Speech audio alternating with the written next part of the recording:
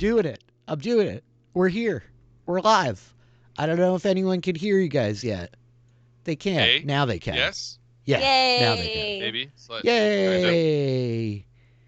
Hello. Welcome back. It's been so long since we've played in space.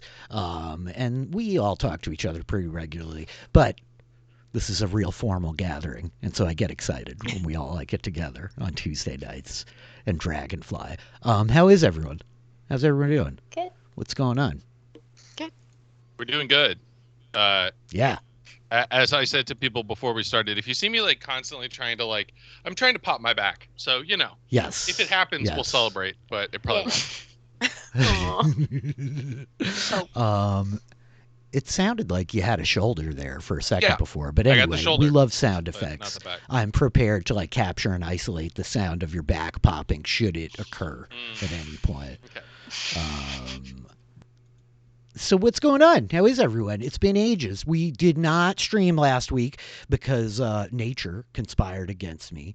The weather gods smashed my power out, and it's been raining nonstop since then. There's all crazy flash floods happening, and I don't know. It's been wild in New York for the last week, at least upstate New York for sure.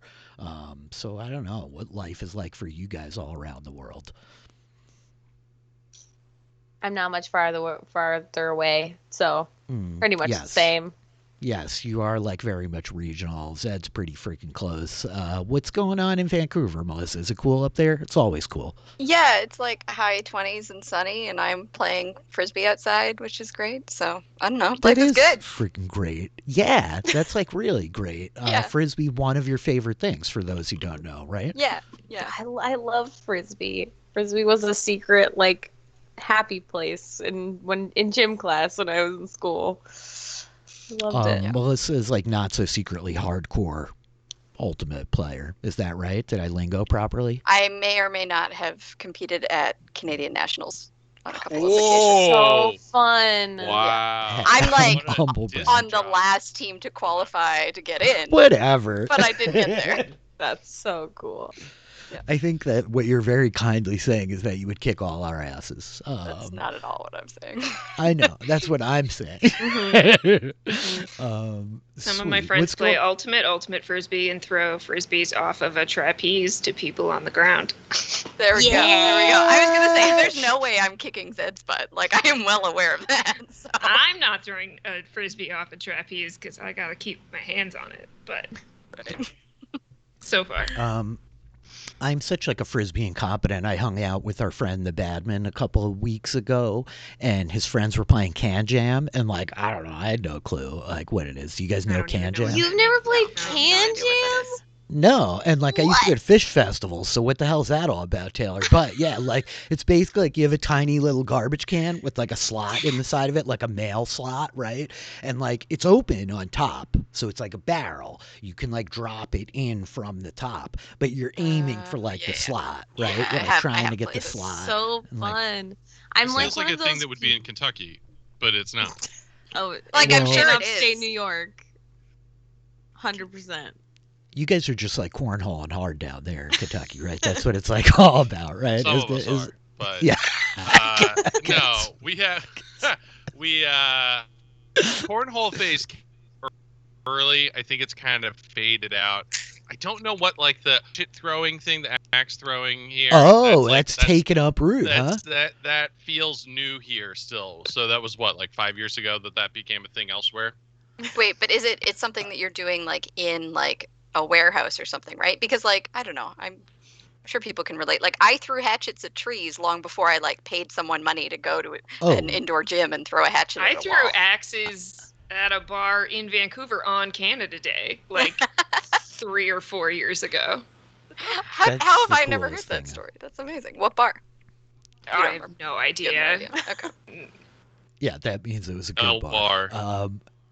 I definitely have never thrown axes in any kind of formal environment. But yeah, Melissa, when I was 19 years old, in the back of my Jeep Grand Cherokee were 2 freaking perfect tomahawks. And we used to go to keg parties in the mountains in the freaking woods down a dirt road and be throwing axes all night. Oh my yes. Yeah.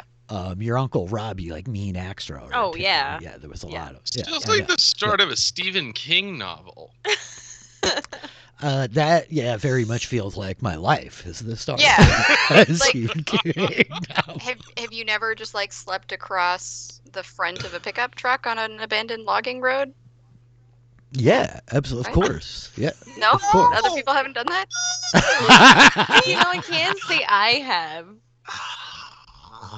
And my friend was sleeping in the bed, and he rolled over, so I got jostled, and I swear I thought he was being attacked by a bear, and I like woke up in a panic. But no, he just like rolled over in his sleep and moved the truck. But That's my favorite. I had a pile of my friends in the back of a pickup truck driving down a logging road in the woods one night, and I just like turned around and like banged on the window like, "Oh my God, bear!" and just pointed into the darkness behind them, and then started driving at probably like 30 miles an hour, and they were Nope. horrified. I would never forgive you. I would I never know. forgive you. I've Actually, grown bear, out I would of forgive that. you. Snake, you do not mess. Just like no. I was gonna say bears. Oh you my know, God.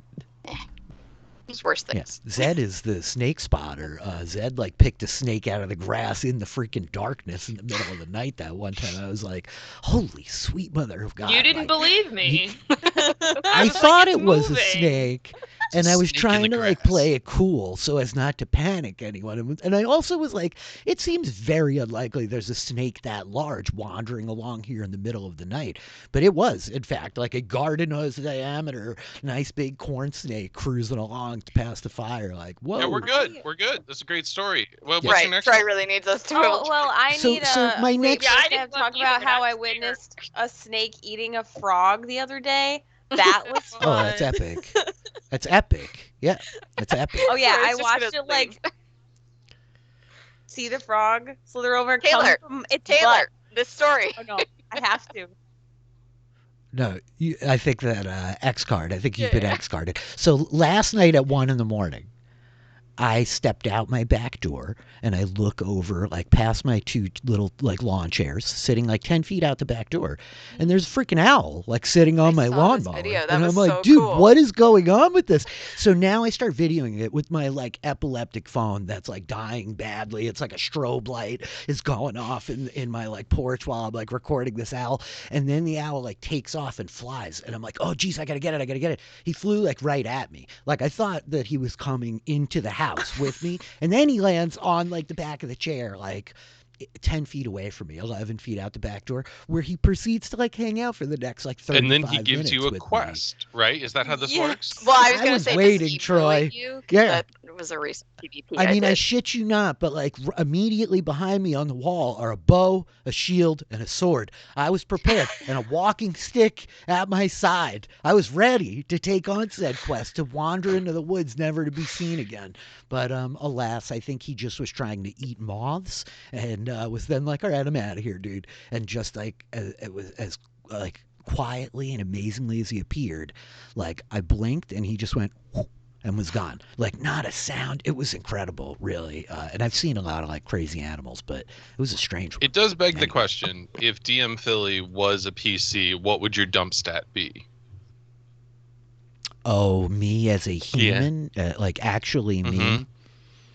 Gosh, I'm pretty hubristic, but it's going to be dexterity. Like that's the shame of it, because in 5th edition I'm a terrible character now. Dexterity is too important, but my dexterity is definitely probably like an 8. Like I'm moderately intelligent. I've got a competent amount of wisdom. I'm a pretty perceptive guy. I don't think I'm as charismatic as people tell me I am. I'm not like as weak as I was when I'm young, but I'm definitely a clumsy bastard. I can like take a pretty good hit and keep going. So I've got some constitution, but the dex, man.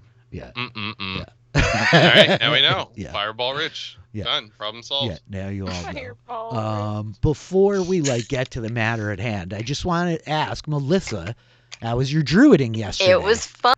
I thought of you, Taylor, as I druided. Yeah, Yay. Melissa was like did like is it going to just be a one shot, or are you doing a couple episodes? No, What's the it's a plan? couple, and because Taylor, have you played Circle? Because I know, like, obviously we've got our Asturias here, but it was my Mhm. first time playing a Circle of the Land Druid, which was Mhm. My first druid was a Circle yeah. of the Land druid. Yeah. yeah. And So Dan was a Twilight clerig. I couldn't know. actually watch, but Mhm. I opened it at one point to say hi. Yeah, I did say hi to you back eventually, but I figured it was the same. Yeah. Um, yeah, it was fun. It was so over on Sabotage the DM, the video's up. Yeah, I don't know how to not play a socially awkward character apparently, but that was fun. I only caught a little bit of it. I'm looking forward to like going back and catching up on it. But yeah, I was psyched to see you druiding. I think Circles of the Land Druid don't get enough love. They're really good, especially at high levels. Like they get a lot of cool spells depending on like what environment you pick. I think they're super super fun. Yeah, go check those guys out at Sabotage DM. Thank you, Zed. Yeah. That's why you're the mod. Yeah. And yeah, sorry to answer your question. I think it's going to be like a trio, maybe. It was originally supposed to be a one shot, and then I think Dan and Joe put this world together, and they were like, "Yeah, this needs to be more than one thing." So you can't. Yeah, I mean, all of us can attest as like the DMs in a West Marches campaign trying to build these like one shot adventures. Like, yeah, right. Have fun with that. You know. I just explained to someone. I was like, 7, but really 12 DMs, over 100 adventures in less than 6 months that pretty much all are custom made. He was like, I'm sorry, what? Yeah. Yeah, it's remarkable. I have friends who've played for decades that I start talking to them about this, and they're like, what? Even Grace and I this afternoon were chatting about how fortunate it is that at any given night, one of us could roll in there and be like, hey, we want a DM tomorrow, and there's like too many people, you know? Yeah. That is like a gift. It's a gift. But so here at Dragonfly, there's but one DM, and it's me. I'm DM Philly. And I get to run all of you wonderful people with this interchangeable cast of characters on the ship of the Dragonfly, and it is my favorite thing. Not in the world, but it's definitely my favorite thing on Tuesdays. How about that? That is not very specific. It's hyper specific, I think. So, do we have any like big questions? Is there any like housekeeping, bookkeeping kind of stuff we need to take care of with characters before we like dive into it? Well, I'm suddenly at 11 hit points, and I'd love to know if that's accurate or not. Oh. That's a great question. What were you gonna say, Troy? Oh, I was just gonna say I am so out of the game. I don't have my notes in front of me, and I remember us getting loot last time, but I don't know what we did with it, or I don't The remember only what we note had. that I have is coins and a trident and a battle axe. Oh yeah, good, great. Yeah, I I'm took so 2 glad. notes and a last time. sphere. I didn't even write those things down, I apparently. felt like there were some spell Boy. scrolls, but I Yes. don't remember. Loots. Yeah, you got an orb. You got a couple of like potions. I remember the battle axe, the Oh, trident. and we have to decide if we're going to give the orb back. Yes. We'll sort Yeah, that that was a out. big We'll sort one. that out soon You enough, do. I imagine. So I think that to the answers then, we'll figure out what we can figure out about loot, and you do still have 11 hit points because Unfortunate. where we pick up tonight, as the camera opens up on like the ruins of Tatomi, this broken city that you all came looking for when you landed on the world of Cerelia, this strange watery planet, and we see the dragonfly lifting up away from the ruins as probably Jake is in the Spelljammer helm guiding the ship as you guys take off, and a lot of you come like racing up on the ramp in the back. Rhea and the Badman, they like fall back into like one of the side cabins as the Badman's like, Rhea, I need your help. Joffrey, he's got a hairball. And she's like, yeah, okay, Badman, I'll come help. And so she like wanders off to the side off screen, right? And Jake's like, okay, here we go. As the ramp closes and we close in on the 4 of you. Doc, Professor, Asturias, Lux, while you're like in kind of the cargo hold, right? We see through like the windows outside the kind of ruins of this broken place, this tower collapsed into the water, falling away in the distance as Jake is like raising the ship up off of the ground and beginning your journey to the nearby port city of Waroto, where you guys had decided that you had time to go before you come back to meet Rhys Drannen the next day. Sahagwin pursued you as you all fled the ruins. And as the like kind of dragonfly is vanishing into the kind of misty cloud cover of this world of like endless waves and whitecaps, I think that we just see these hulking kind of fish people with their various like hues and colors of scales, tridents, spears, nets all about them, some with like crossbows even kind of surging up over this like ruined, shattered, broken pile of metal alone in the middle of the ocean. And yeah, the camera like kind of zooms back into the like four of you in the cargo hold where you had just fled. So you do unfortunately still have all the damage from last time. You have not like slept and rememorized spells. I believe you guys had taken a long rest prior to like pushing into the ruins below where you fought and defeated this deep scion, this like strange mutated kind of agent of the Sahagwin. And upon destroying it, I think that Lux, you saw it like shapeshift back into like this kind of mutated, twisted kobold, it seemed like at its core. And that seemed to leave some resonance with you. And yeah, having gathered up like the coin and the orb that you found on the scion himself, along with like the weaponry and stuff, yeah, you're like kind of like dropping out all your spoils from this thing. I believe that's what Jake would call kicking a hornet's nest. Oh, Yeah. goodness. That was interesting. Is everyone okay? Yeah, Been people- better. I think Doc has been on the ship this whole time. So she's gonna come out to Asturias and be like, do you want some help? And sort of offering cure wounds if they want it. Well, I guess the question is like, how much time do we have on the ship right now? It's about like 2 hours or 3 hours, somewhere in that like range for you guys to get to Waroda, right? So I think that you guys have like been up.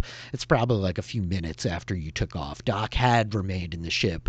Doc has been like hanging back in the ship, installing like this astral compass that you guys took from the Mordekaiser, and then this Triton, Restranen, who's this friendly octopus, was inadvertently killed by your compatriots. I did hear rumors of that somehow Yeah, while back sorry, on my sorry. ship. Yeah. Sorry. Yeah, about I'm not He- allowed to talk he- about it. No, he's not. Professor Reggie has been told to keep quiet. But I think that Doc was asked to like talk with him a bit about like the engines and like the whole like setup of the Dragonfly. And so Reesh had kind of like stayed with you for a few hours, just like asking questions, very like curious about like the way all of this works, and Right. talking about the fact that like once they had this kind of like technology, but like since the Triton were defeated and the Sahagwin kind of invaded this world, they lost all of it. Right, because sending someone in mourning to talk to Doc is definitely the right call. Yeah. Yeah,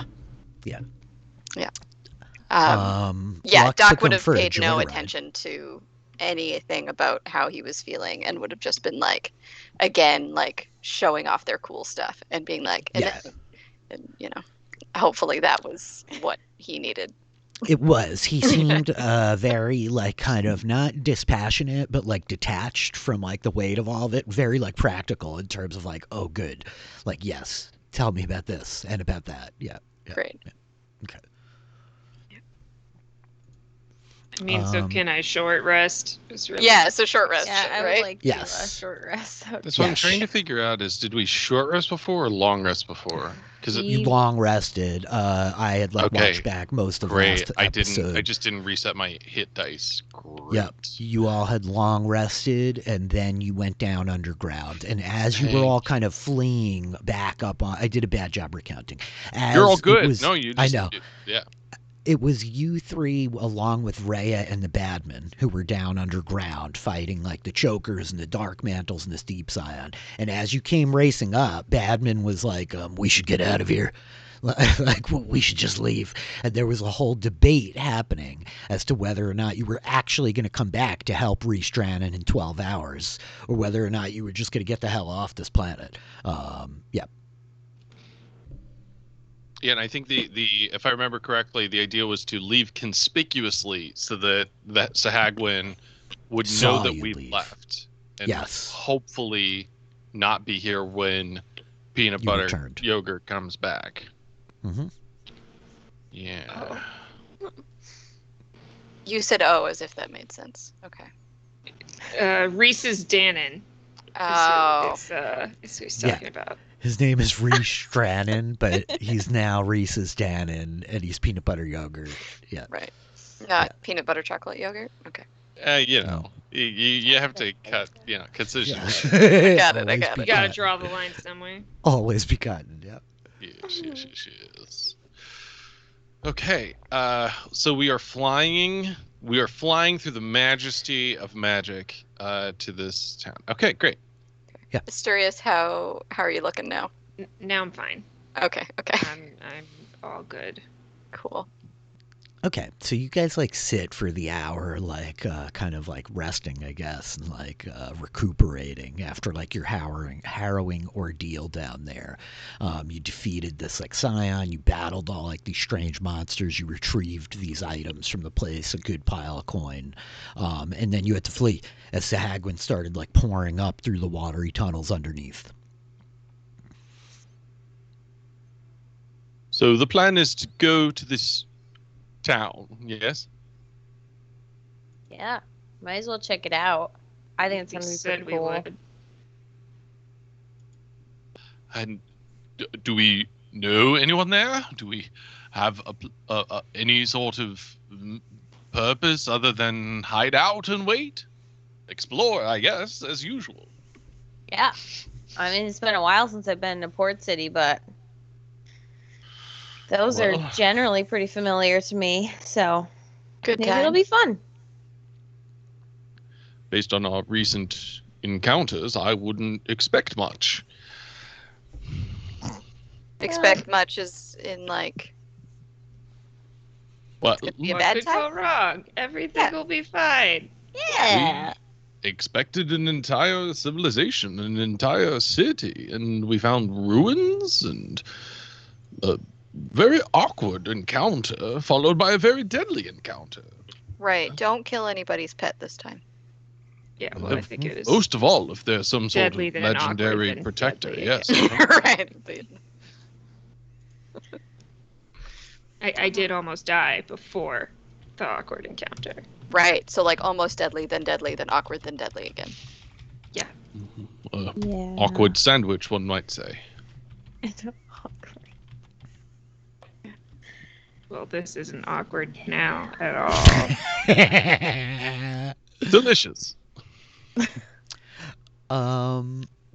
Doc, Yeah. you have been not around for a couple episodes, and what Doc has been doing is installing this like compass, right? Totally. There's this huge kind of like astral compass that you guys had taken out of the floor of the Mordekaiser, this mech built by the mercenaries, right? And you've been like installing it in the hall. There were a couple of things you retrieved from there. You got a crystal ball, and you had gotten that along with like a few other like bits and pieces, trinkets as it were. But I think that like over the days working with this thing, you have a pretty good understanding of what it does at this point, and you realize it's like a really powerful navigational tool that has been constructed by Ibsen's Castle Guard to be like used in that device. Fundamentally, your like understanding of this thing allows you now to know like you can use it to cast the spell Find the Path. Ooh. Basically, Oh. there's some like specific restrictions as to like how it applies. The duration of the spell remains in effect until you reach the destination, but it's clearly like this very powerful navigational tool to move between planets through the stars. Once like the ship lands or like remains stationary somewhere, it's no longer in movement. The like compass will reset, and you can't like recast it once you have it like locked somewhere. It's locked in until you like stop the ship and like reset it fundamentally. Gotcha. If that all makes sense. Secondarily, it was like built into a system in the Mordekaiser where it can be like tethered to a crystal ball. The very crystal ball which you retrieved from that place you imagine was used for this. And it fundamentally acts as like an amplifier for the casting of certain divinations. It like increases the range of the spell's locate object and locate creature up to 5 miles, so that you can like cast them on a planetary body from space. And it extends the range of locate plants or animals to 10 miles, because that's like Sorry, a little Rich, bit I don't different. understand how fast a mile is. It's a number of Ks slightly more. Yeah, Yeah, how many clicks is that? It's a very like arbitrary and ridiculous kind of measurement system that's utilized in the Spelljammer campaign setting from Dungeons and Dragons. So fear not. It's fine. All of D&D happens in miles, and it doesn't in feet, and it doesn't drive me nutty at all. It's fine. It's fine. Anyway. No, you know what? It's 20 degrees where you are, so just celebrate. Yes. I love that you're thinking exactly what I was thinking. You were like, yeah, it's like 20s to 30s. I'm like, wait, whoa.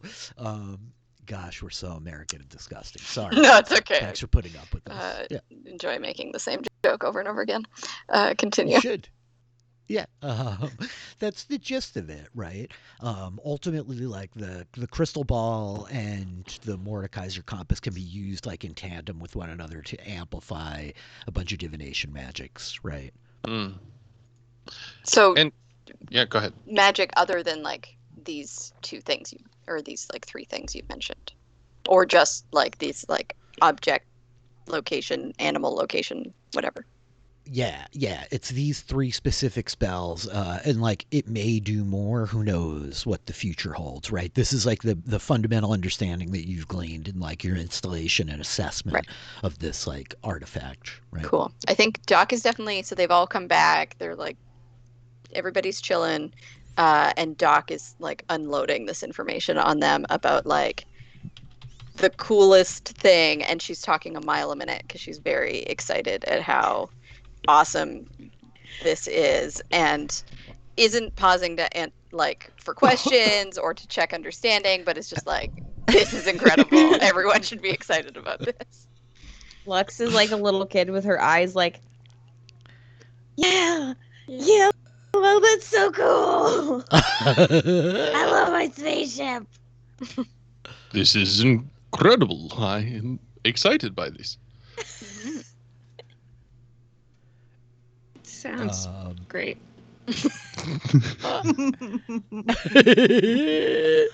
I do have one question, if I may. This capacity to locate an object or creature, is this something we can only use on a limited basis, or could we use it one after another after another? That's a great question. I presume I should answer. Yeah, You know, like in your best Doc impression. I was going to say Doc can make up an answer, but it might not be true. The compass itself can like cast and functionally hold concentration on the spell, find the path. These other divinations need to be cast externally through the crystal ball. I see. Got it. They don't give you access to the magic. They just act as like an amplifier for the casting. Perfect. So you're still expending your spell slot. Mm-hmm. Got it. Thank you. Interesting. That's what I needed to know. And then obviously the crystal ball itself functions as a crystal ball does. You can utilize it to cast the scrying spell. Right. Oh, okay. I was going to be like, right, as we all know how crystal balls work. Yes, of course we do. A crystal ball. It's a very like straightforward crystal ball. It's 6 inches in diameter. It mounts on this like pillar that you took out of the Mordekaiser. Actually, probably Doc built a new one to attach it to like this compass. But fundamentally, it lets you cast the spell scrying, and it is not limited or relegated. Like it's not a charged item. You just can cast it, basically. Did I miss also? I have a question, and maybe I missed it. Mm-hmm. Can it? Will it also amplify, like detect portals? Great question. You're not sure, Lux. That's a very specific utilization of that ability, and you would have to test it out to see. Okay, I can do that. Cool. So Doc's able to like explain all this to whatever extent any of you are able to follow. Like Professor's probably got a pretty decent beat of what most of this means. But of course. Yeah, of course, but of course. Yeah, and then you have the spoils from down below this cave. You guys have got this trident, you got the orb, you got a pile of coin. There were a few like shells that appeared to have been like capped with some type of liquid in them. They're potions. What? What kind of potions? I do not have the means of identifying them from an arcane basis, but perhaps we've had some exposure to them before. Indeed, you have. Most potions can be like kind of tested with a fingertip. A dangerous game, perhaps, but yes, one that can certainly be pursued. One of them is a potion of heroism. One, a potion of flying. Why would Don't one need 'em. need a potion of flying when we have a vehicle that can fly us? And And so a me heroic that can already. fly. Yes, also. And to me, I forget that sometimes. How could you possibly forget? I fly like all the time. I found that remembering things that are presented to you on a regular basis is not necessary. It wastes your capacity to learn new information, such as this compass and crystal ball and how it functions. So I could repeat with incredible accuracy what was just told to me by Doc, but things such as that, not so much. I love the idea that Asterius is literally flying while they're talking. Like, That doesn't mean that I like or care for you any less. It's simply that I prefer to remember those things. This is a bit of an awkward sandwich, is it not? I apologize. Time is an awkward sandwich.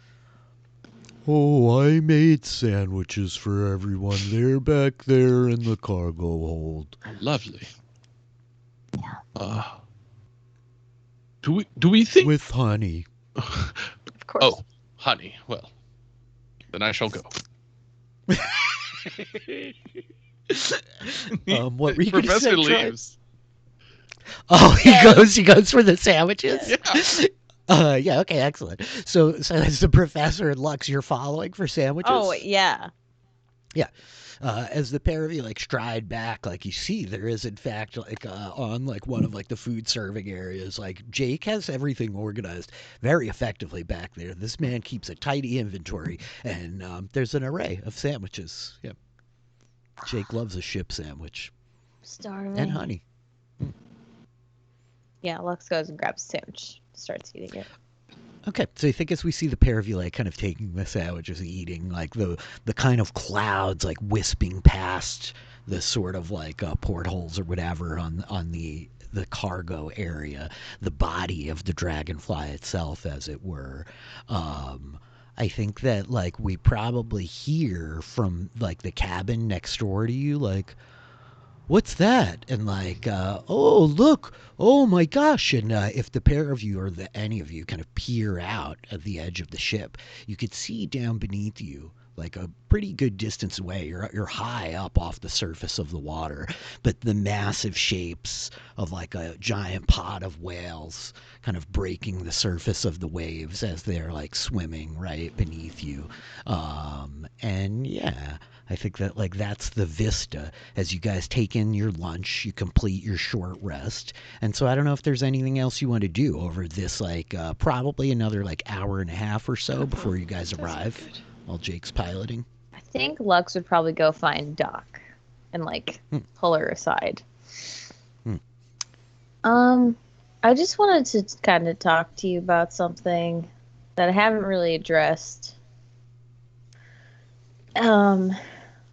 And I was reminded of it because this fight that we just had in those caves, the like Scion thing, it was like obviously bad. Like and we had to kill it. But like after we killed it, it turned into a gray kobold. And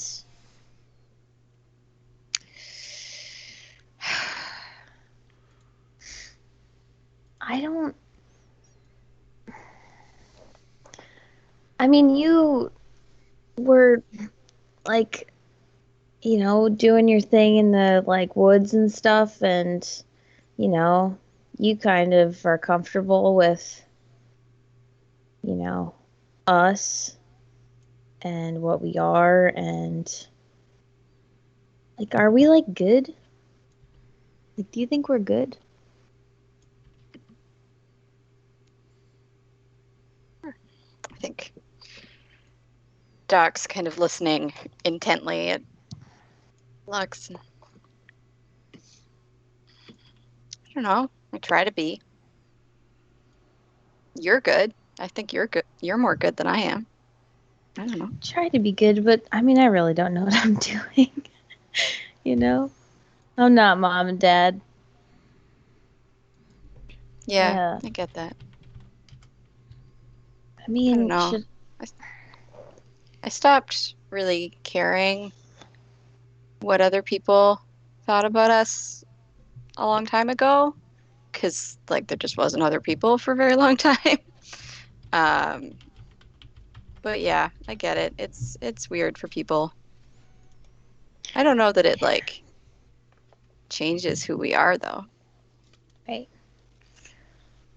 I feel like now that I'm like this, I can't change because then everybody's gonna be freaked out.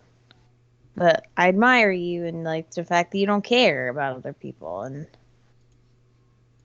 I don't know. It's all very complicated, and seeing that kobold, like, I don't know,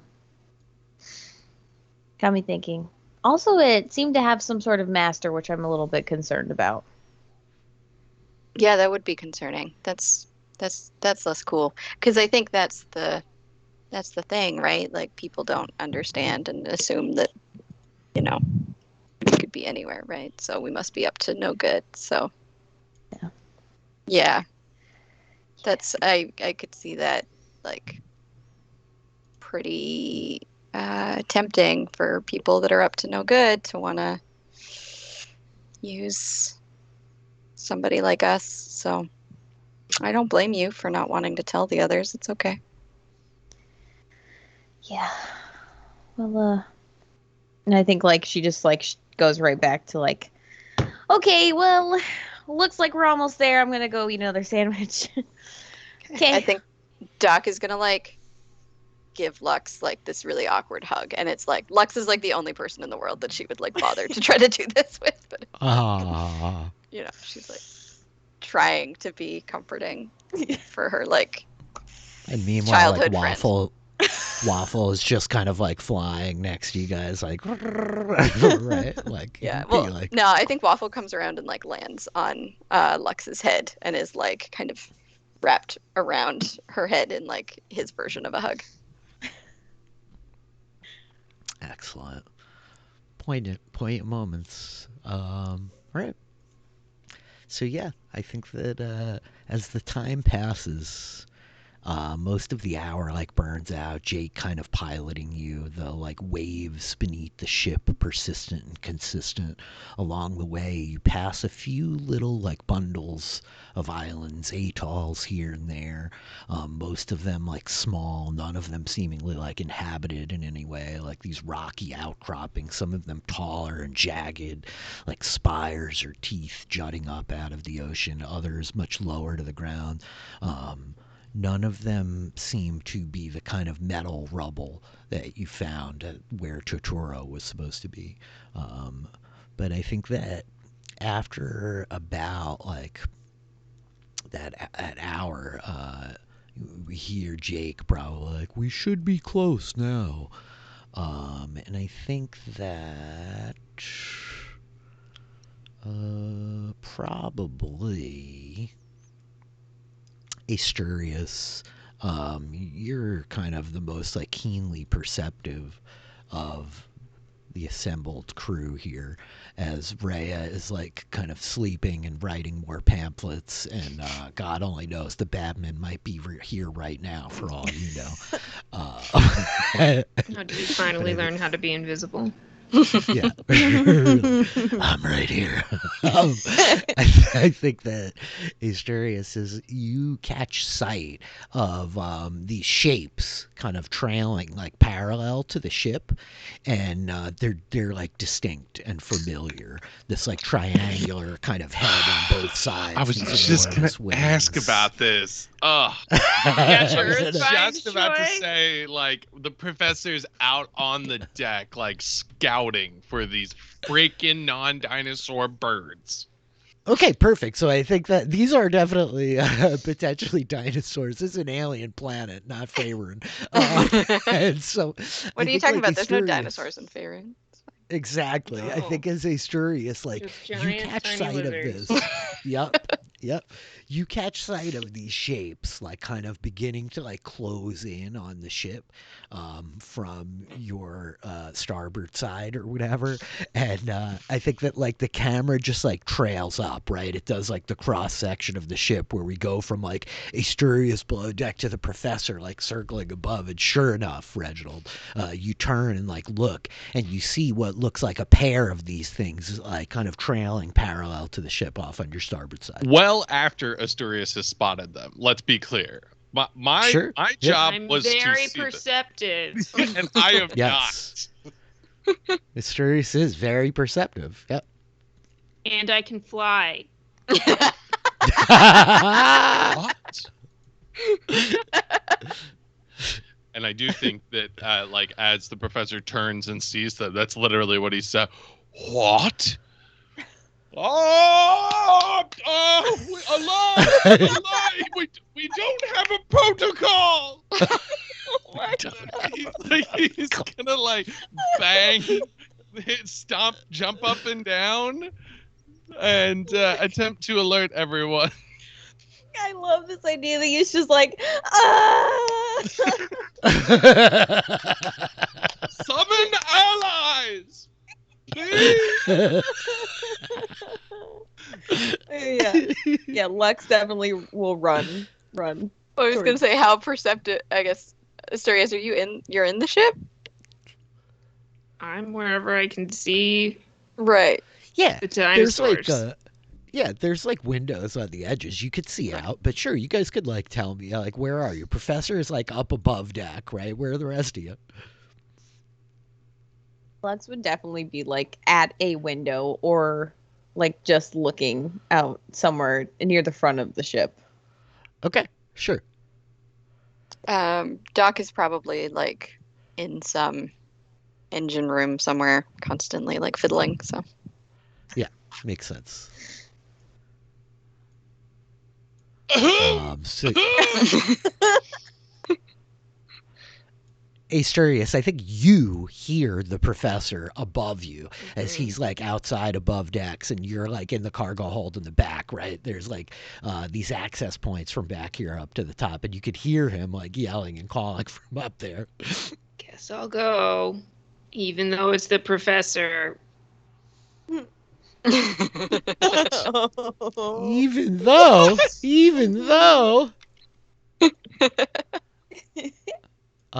Okay, so Asturias, you come like striding up onto the deck. The professor is like, you see Asturias come like climbing up the ladder out of one of like the cargo holds. What? Now you're not going to fly? We are being. Oh yeah. Yeah, no. I don't use ladders. I was going to say. Yes. Lex would Ladders are for probably- earthwalkers.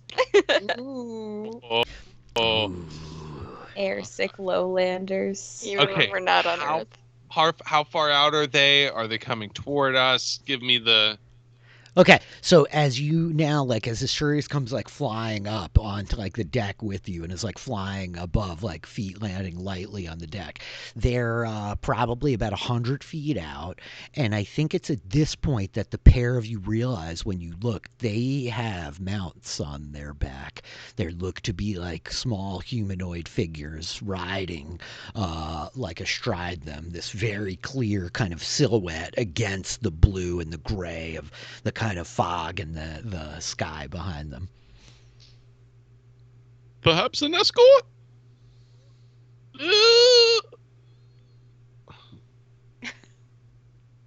I mean, this is probably bad. Shall I attempt to attack them? Not with the ballista, though. Lux would make her way up there. Okay. Would like I think Doc, you would be like in the front, right? Like mucking around with like technical stuff as Lux like spots these things through the window. So Doc, you see Lux like heading up towards the Lux top. would yell at Doc hey, there's something happening, we gotta go. Okay, and then she like grabs her stuff. Yeah. Okay. Okay.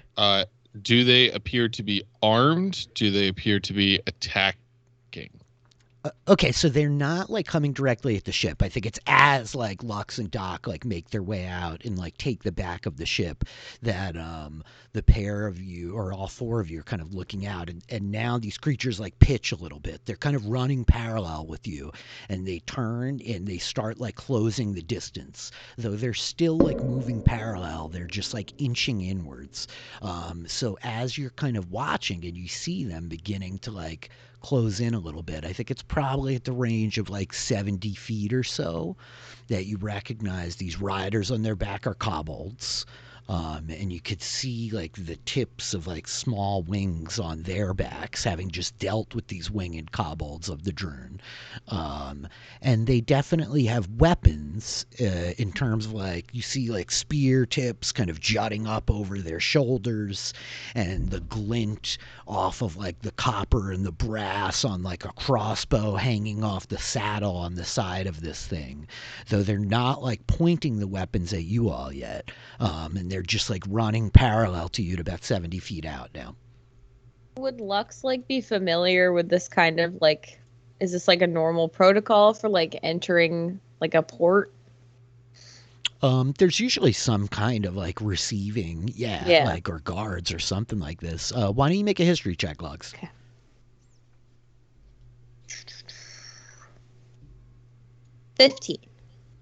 15. Yeah. I mean, like, you don't know the like practicalities of this particular place, but it's not unfamiliar that there is some type of like escort to receive like incoming vessels at a new port. Okay. I think are we on separate ends of the ship? Or I don't think so. Like... I think that you're all like kind of clustered Okay. here. It probably helped for me to put you on some kind of map, right? You're all probably like relatively close. It's not that huge of a ship, you know. So yeah, I'd like share the information. I'm like, I think they're escorting us in. Emissary. And I think the professor gestures to Asturias. Oh, you remembered that part? Asturias has a great memory. This is, so good. Oh, I'm supposed to say something. That was a question for you. Yes, I did remember that part. Was I incorrect in that? I am, yeah. Would you feel comfortable liaising on our behalf? Like, fly over there? I see. Okay, fine. I will take one moment to provide the fact that you can fly its own space in my memory. Gee, thanks. Then I will now not forget I don't think any of that is how this works. Perhaps not for you. I do have a pamphlet down here if anybody needs. Thanks, Rhea. I think Doc is gonna like go to Asturias though and be like, "Don't go over there though, like by yourself." Yeah, no. Yeah, stay here, and I'll help. I'm pretty good with talking to. Well, depends on the person. I'm really shockingly good at it myself too. I know it's hard to believe. I've seen my parents deal with a lot of You don't merchants think I and was stuff. inclined So. to put yourself in peril all alone. I was simply saying I should stop. It's at this point that you probably for the see the best. pair of these creatures begin like closing in now a little bit closer, and they begin to like ascend. They gain a little bit of height above you and are moving in like they want to kind of swoop over the top of the dragonfly. So what are you guys doing as they're kind of beginning to close the gap? I think Lux like waves. Ho there! Welcome to the dragonfly! I think that like once they get in within 30 feet, Lux starts like waving and calls out to them, and you see the pair of them like are peering down at you, and one like turns to the other and he makes this like series of like hand gestures. And so the further of the two kind of like suddenly this creature like for the first time they've just been kind of like cruising along like the occasional like pump of their wings, but now the thing's like you're like watching its whole musculature kind of like surge and heave as it pulls itself up above the ship, and the second one like drops in a little closer, like falling back kind of behind the wings, right? And I think it like calls out to you in common like "Hail! Your ship is the Dragonfly? Yeah! Oh shit. You're a scout vessel for a larger freighter? No! We've got our own cargo! You're traveling to Waroto? Yeah! We have no records. You should be coming." Well, we can make some.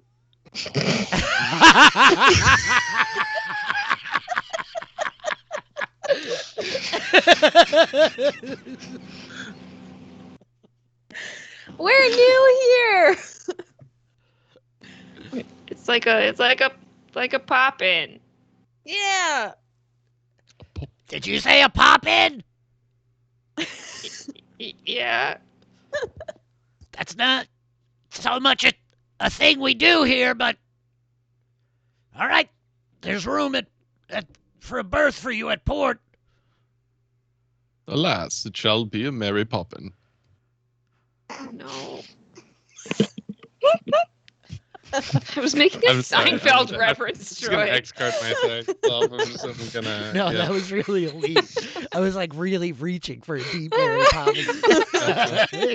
Afterwards, I just couldn't keep up. It was there. It was there. And so I think that like he then like it like calls out to you.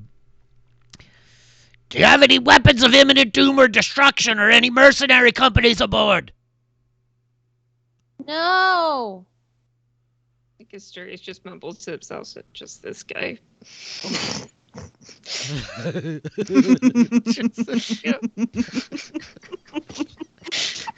Professor got on Asturias' shit list today, early. Oh, Professor. Last week Ray had bullied him. It's getting intense here.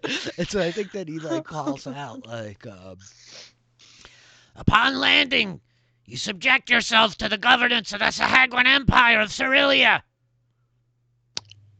Lovely, I'm sure. What does Okay. that entail? Okay. What? Oh, we don't want to fight them. We're just Okay, going okay, to have to okay. deal with It's them. kind of difficult to discuss all of the complexities and nuances. I have a series of documents I can show you once you land. Do you have a pamphlet? Actually, yes. And I think he like reaches the pamphlet, like flies in the wind, like This might be a tough time, though. I can read it later. It's fine. We can I mean, trade pamphlets. Yeah, I have one too. Rare. Oh. Oh yeah. Oh. Here we go. We're all just like throwing paper at each other. Yeah. Like through space. Yes. It's gonna go great. It is the fascinating story your- of the Clancy. paper trail of the dragonfly. Yeah. I won't spoil it for you. Oh. They probably know. They should. And so I think that like the guy flying next to you, he's just like on the back of this like giant pterodactyl like creature, and he's like, "All right, follow us in then." By the way, Waffle's a big fan of the pterodactyl-like creature, Oh. staring yeah. very attentively. Meanwhile, the professor is also staring attentively for very different reasons. Right. Waffle's like, that's what I want to be when I grow up. Excellent.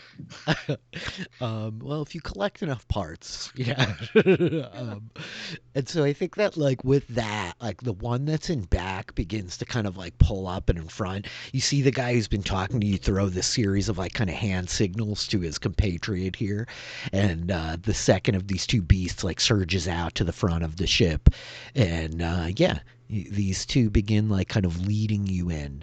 And so following the pair of these like giant winged reptiles with tiny winged reptiles on their backs, you like fly cutting through the clouds. I think you pass like a series of kind of clusters of these little islands now, like increasing in their density, right? Most of this journey has been like this kind of featureless sea, right?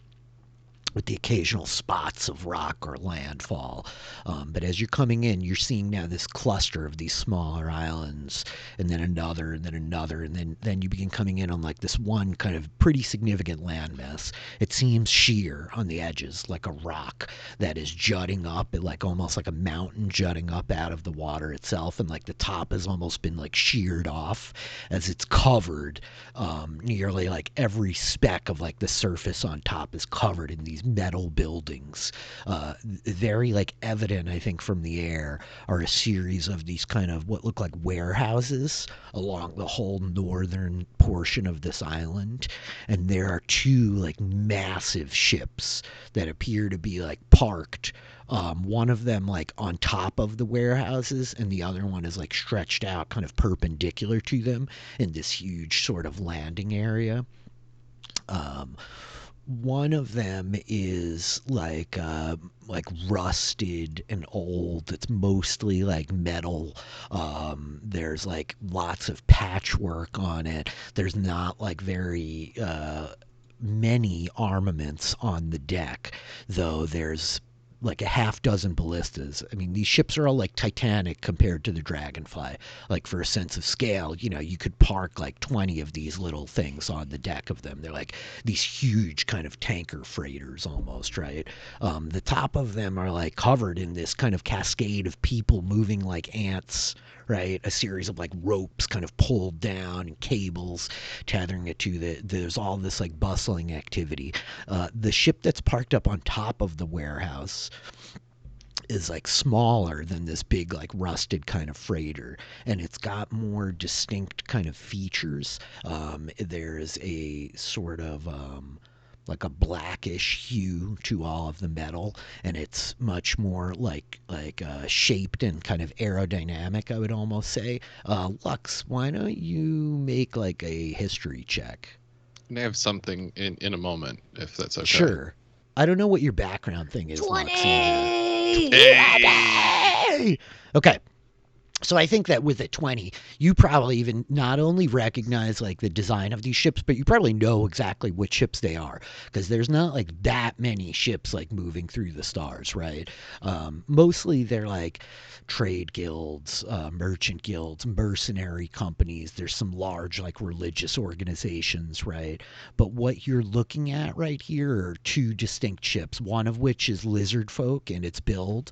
It's called the Scaleburn. It's the like blackish one that's up on top of the warehouses. The other one is an old like human kind of freighter, human built and mostly human crewed, though it's like, many different people are in it, but it's like predominantly human, and it's called the Princess of the Night.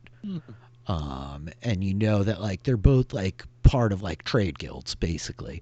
The lizard folk ship is from like a much kind of smaller organization. The Princess of the Night is from like one of like the vast, like largest trade guilds. This is one of their like main flagships. It's very old, and the lizard folk ship, like you might just know it by reputation. Okay. But essentially, these two kind of giant flying lizards kind of like lead you down. And on the southern section of the city, there's a whole series of actual docks out into the water, right? And there's all these like staircases and ladders that are, as well as like a whole series of kind of pulley systems and ropes and like scaffolding. And you're seeing cargo being like risen up from the docks down at the water level to the top of this plateau, maybe like 60 feet above sea level or whatever. And down in this docks area are a lot of like smaller kind of buildings that look like storage facilities, warehouses, workshops, all this sort of stuff. And there's a few almost like junk piles that you're seeing around, and this one area that looks about like big enough to land the Dragonfly. And they kind of like bring you down, and I think one of these things kind of like zooms in towards the back. Yes, Troy. Sorry, I just before we land, I don't want to get Jump in. too far. No, I yeah. love this. Yeah.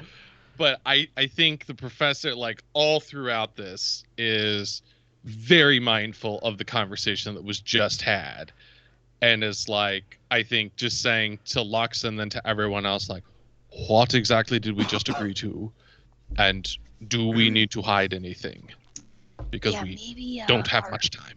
Yeah, the orbs. We're definitely gonna want to get rid of those. Maybe the badman can swallow them. Oh, goodness.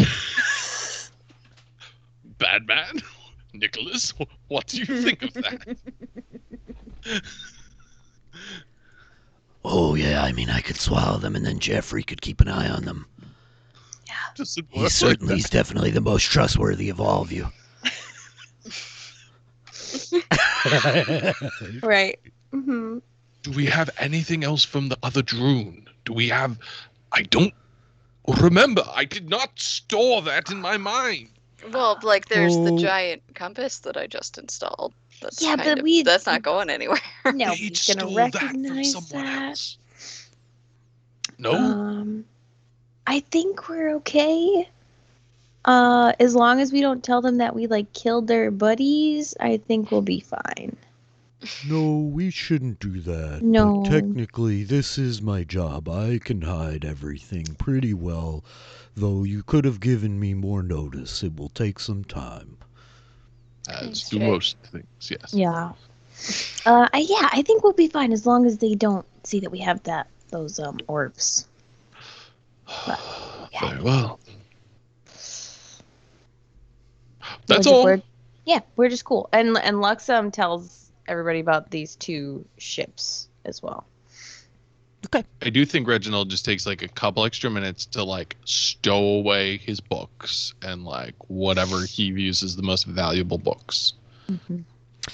I think that like the Dragonfly has been fitted with a couple of like specific smuggling compartments and such, and I can like discuss with the resident in-house smuggler, Jake Doya, what specifically that entails. shell. When Jake next he Shell. arrives. Yeah. Yes. Well, I mean, there's a Yeah. lot of bees in there right Yeah, now. but they would love For to a hear couple Great orbs. defense Orbs. mechanism. Absolutely delicious For honey. yours. Delicious honey.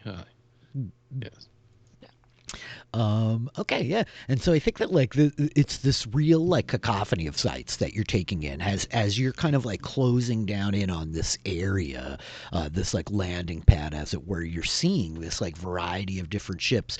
And I think there's a beat where like the lot of you like looking out of like the glass kind of cockpit of the Dragonfly, these separate eyes, you guys literally see a whale like down by the docks, and it appears to have like a whole like kind of thing contraption on its back, like strapped down with these big heavy ropes and tethers, and there are people like unloading things off the top of it, and the whale is just kind of like sitting there in the water, like next to the dock as you're looking down and seeing like what looks like a variety of like humans and kind of like humanoid people like unloading gear from it. There's a lot of like smaller kind of wooden ships, older ships, newer ships.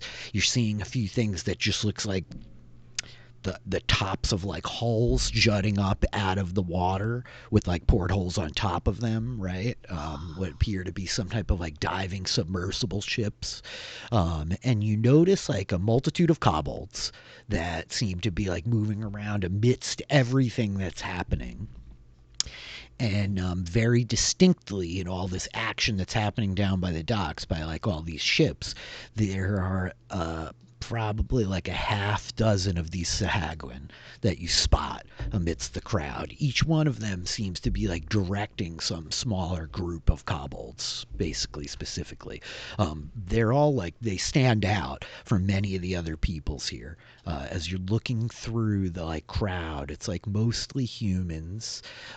You see these kobolds in like great number, and then these like hulking kind of like 6.5, 7 foot tall fish people with these glistening like wet slimy scales, some of them black, some green, some kind of yellow, many different like hues and variations, but a uniformity to their kind of biology, their physiology, right? So as you guys kind of like land and like set down, the legs like, and Jake is probably like moving around, like beginning to like tuck things away. The badman, I think you hear from one of the rooms, like, yes, Jeffrey, yes, Jeffrey. No, Jeffrey, no. And so yeah, you Do we guys hear him land. like trying to swallow the orbs? Is that what we hear as well? I don't know. Oh yeah, I mean, I'm not gonna like create. Yeah, you probably would. I think that there's like a moment where like the camera like passes by the half closed door of one of the cabins, and we just like get this kind of horrific shot of him like, Oh, yeah. no. And like the cat's watching him like, yeah. Sorry, Josh. Oh, man. Whimsy. Can It's I- Did this to whimsical. himself. Yeah. Can I do some sort of like nature check or something on this whale? Is this whale Sure. okay, or is this like a Doctor Who situation? I don't know about Doctor Who, but I make a know. nature check, Yeah. and then you can tell That me. that was only a joke for Adam if he ever watches this. He will watch it someday. Oh, Pia, I have you better no be idea. watching. Double sevens. The Mighty Seven. Yeah. My I mean- my concern is like, is this whale like in pain, or is it, Mhm. you know, how sentient is this whale? What are we talking here? It's quite a question that lingers in Doc's mind, as you can't be sure while you're like watching the midst of this, and kind of the whale falls out of sight while like rubble and buildings and whatnot kind of blocks it out of your line of sight, and the Dragonfly lands, kind of obscuring the view of what's happening down below in the docks. And I think we hear from outside this like, and then like this thudding sound, and then a second like. As these two large pterodactyl creatures kind of land next to you. I think Doc is And- gonna yeah. go to Asturias and be like, "You're a druid. You saw the whale, right? I don't know. Just, right? You care about stuff like this?" Sure. I don't know. I don't know. I just I mean, you know, I could try. just like maybe we go like, I don't know, make sure it's okay. Don't worry, Doc. I'm sure that, like, I mean, these things seem to be, you know, these like Sahagwin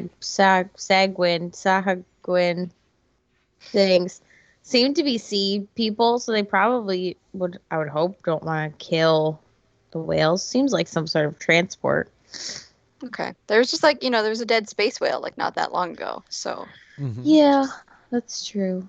Quite frankly, I'd be more concerned about them wanting to kill us. Yeah. yeah, If they have less means of concerned about that. communication, we could be cooked. We'll be fine.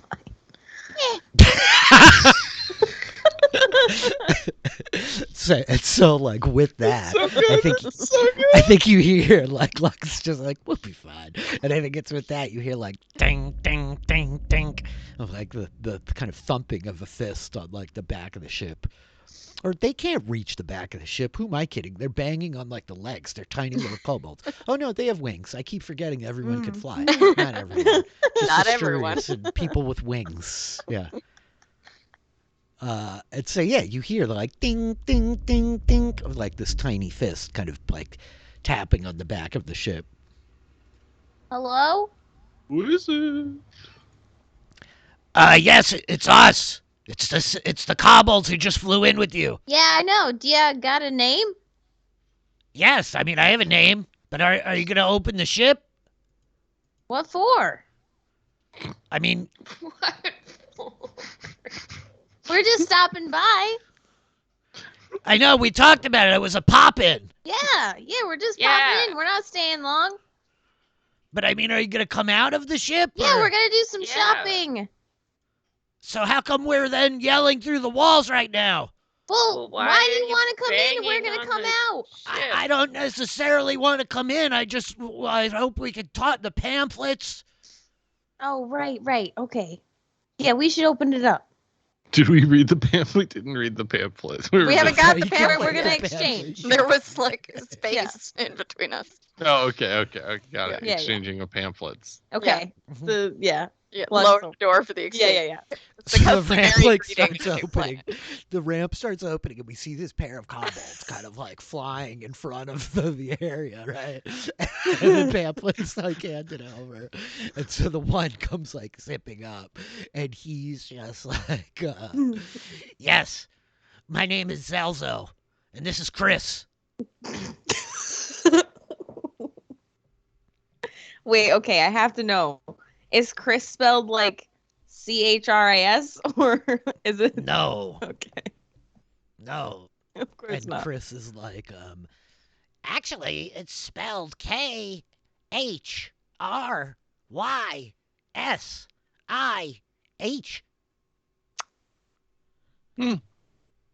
Oh, this. Thanks for letting me know. Okay, here's our pamphlets. Oh, this is great. Thanks. Yeah, thanks. You had a pamphlet for us? Yes, Yeah. yes. This is the basic rules and protocols for landing and receiving, occupying a berth here in Waroto. These are the standard necessary laws that you should understand if you're going to be spending any time here. Are you leaving soon then? Are you going to stay the night? We don't know yet. Maybe if we find a cool place. There's a few good places. This is a very small ship. We're not used to. Well, I mean, I've never really seen anything like this before, but It's pretty cool, isn't it? You've never seen anything like it. no, I just said that I know. part. I Yeah, was confirming. It's really yeah. I mean, it's great. still true. It's still true. I think Chris is like, yeah. I mean, it's pretty impressive. Thank you. And so I'm reading the pamphlet. Anything interesting in the pamphlet? yeah, so as you start like reading the pamphlet, it says that while in Waroto, you're supposed to follow the orders of the receivers, and I think that it doesn't really necessarily explain what that is, but that Waroto is the new like port raised in recognition and under the direction of the Sahagwin dynasty. That all like taxes and tariffs need to be paid, and that violence against Sahagwin is permitted. Slander against Sahagwin is not permitted. That Wait, so any violence is permitted, but slander no, is not? I meant to say not. Okay, I'm sorry. Violence. That was sorry. a weird. Say Yeah. priorities. Violence, Yeah. violence. It says it here in the pamphlet. slander. It says is permitted. Yeah, there's Yeah, a typo in your violence. pamphlet. That seems important. It is a big important Typos one. don't yeah. have legal standing, okay? I think Celso is like, that was That's in actually my our first pamphlet." printing press. These are the old pamphlets. I keep losing them, as you could see out there. So they've given me the old stock. It's actually no violence. It should say no violence. Do you have any Huiroto errata? Did you just ask for erotica? Errata. I think Correction. Chris is like, oh, do we ever, big man? Oh no. There's a whole section for your folks. I mean, you guys are stopping by here often enough. You need to stop by the Waroto Emporium. I need an adult. I think like Reggie's like cheeks are like as red as you can see Gray. your grayish pinkish skin. And yes. That's not what you asked. You asked for something else. Someone else talk. What are you asking for? I'm not sure, but if he's looking for GIF erotica, No. we've got it at the Waroto Emporium. None of us are looking for that. But we are looking. I wasn't looking asking for it if you either have- until I found it. We were just gonna- Correction. Don't speak for all of us. I don't know. Are you looking No, for no, that? no, not really. Well, I then, just, you know, okay. he got so uncomfortable. It was really funny. I just, you know. And so yeah, I think that Celso is just like, well, right. I'm not sure exactly what he is looking for, but I Me mean the neither. basic rules are like you should not antagonize the Sahagwin, Yeah. the receivers. We're the receivers. We're not the only receivers. There are receivers. Many of us are kobolds. Yeah, I mean we work for the Empire. That's kind of how things work around here now. But basically, you just don't want to get in their way. Good. The truth is, they pretty much hate it up here. So we mostly run the operation. But just don't try to rob anybody or steal anything, and you probably will be fine.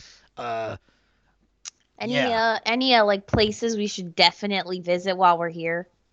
Yeah, what's like Well. the hip happening place? Yeah. Hip and happening. There's the That's- Seagrass that's- Saloon and the Conch. I mean, those are the drinking holes for most of the crewmen and the mercenaries when they come in. Mira's hostel and the crewmen's quarters are some of the better rooms if you do decide to stay the night or if you just drink too much and you can't fly out of here. That's happened before. The Emporium, I mean, it's got more than just the GIF erotica. And Chris is like, yes, but that section... And Zelzo's like, all right. You Uh, mentioned additional GIF being GIF Q or GIF, might I ask? Oh, I'm sorry. Yes, we've had the GIF queue here before. Normally, it's mostly just GIF vessels. There's not a lot here right now, though. I believe that the Black Blades band is here. They're hired out as security on the Princess of the Night. Noted. So hey, I mean, what's the ship's name? I told you already. Yeah, it's not our fault you can't remember. I mean, this is a really unusual occurrence for me. I'm sorry, I was a bit distracted. This is the Dragonfly, and we Oh. are her crew. Oh, right. I mean, it Huzzah. looks. Yeah, that makes a great deal of sense. Okay, let me just jot this down here. I think that he like reaches into like one of his saddlebags. He takes out this like stone tablet, and then he's like, tunk. He uncorks like a scroll case and unfurls this piece of parchment on it, and he's like, he starts like scribbling away on it. He's like, and how many crew? 4. A few. Just 4 of you, no one else inside, okay? And I think it's at this point that we see probably like the badman's face. Yeah. That's the window. It's like Joffrey in the blue. As he just kind of like Maybe. Oh, vanishes. he is not Maybe- crew. Maybe He Maybe a is. couple stowaways. Yeah. Stowaways. Maybe. We don't know. Oh, Haunted, it's it's really haunted. fine print. Actually, it's very fine print on the back of the pamphlet. But if you try to free any of the Sahagwin slaves, they will actually cut off your legs and hands and drag you beneath the surface of the waves to be tormented for 200 days and 2 at the hands of their what is it again? He's got like one of the pamphlets. Their many tentacled almighty deity of I pain. feel like you had probably Yes, died so- before that. It's a very thorough pamphlet. Both Yeah, I legs? don't. I just hand them out. I don't really read them much. I mean, it's simple job. But yeah, Uh, if you see like a purple guy, he's a ghost. Wait, did you? Yeah. You said a ghost? Yeah, it's haunted. You're. Yeah, you should stay far away from it unless Yeah. you be haunted. We picked him Wait, up on some is that- planet, and he's been like haunting our ship ever since. So like, if you want to take him off our hands, like he can like attach himself to you, but like I would stay away. Sometimes he just turns land- invisible. Yeah, We Invisible- are quite happy to be away from him for a brief period of time. yeah. He And- eats and cats. He's not Oh! the only And one other who can be things that- invisible. So several ghosts. Mhm. This is. I think that somebody here has to make a deception check with advantage, as that was a very layered Lot. And bunch of guidance. lies that just got told. Yeah, I feel like I was the one that started the lie. So Okay, so Yeah. make a deception check with advantage with guidance. Yes! that is a 24 before the guidance. Oh, Yeah, 20, yeah. 25. And I think Chris is like, oh my word, by the two moons, this is terrible. And I think that Celso is like, right. He's like taking a step back from the ship and another. All right, so stowaways, invisible stowaway ghosts. Ghosts. Basically, just like just leave the ship alone while we Right, go. That's all Okay. we're saying for your own protection. Yeah, he's pretty Okay. friendly towards us, but like we like new people, not good. Okay, We want All of this nothing is- but the best for you. all of this is noted. You said you had cargo? I mean, is No, is we're there cargo we're that's the not cargo. ghosts? Yeah. And the ghosts. Yeah. Oh. We're Okay. just shopping. We will hopefully have some cargo. We find some cool stuff. Hmm. Yeah, well, yeah, we have a lot of stuff here. There is the matter of the docking fee. Do you guys have money? We have our own dock. It's fine. Ha, ha. That's funny, yeah. TikTok a second, but Supposed to be so smart. Too smart to enjoy a joke. So I think that he's like, by 20 intelligence. Yeah, all your high stats. I am gonna have to check with the receiver's office and see what they want to charge you. I mean, the normal berths are much bigger than this. Yeah, we're so tiny. Can't you just Yeah. like Yes. Well, like leave us it a should note. be a We could fraction? Minuscule. It's not really up to Like- me. It's not really up to me. I'm a border patrol. Hey, I'm no, a you're fine. fly man. Hey, Yeah. you're okay. Just chill. It's all right. What's You wanna the- like Sorry. leave us a note? We'll like come back later. We'll definitely come back and Orders check are all on the made ship. up anyway. I had a bad experience with ghosts when I was an adolescent. I'm just I'm feeling a little nervous. Wait, what? Um, That sounds amazing.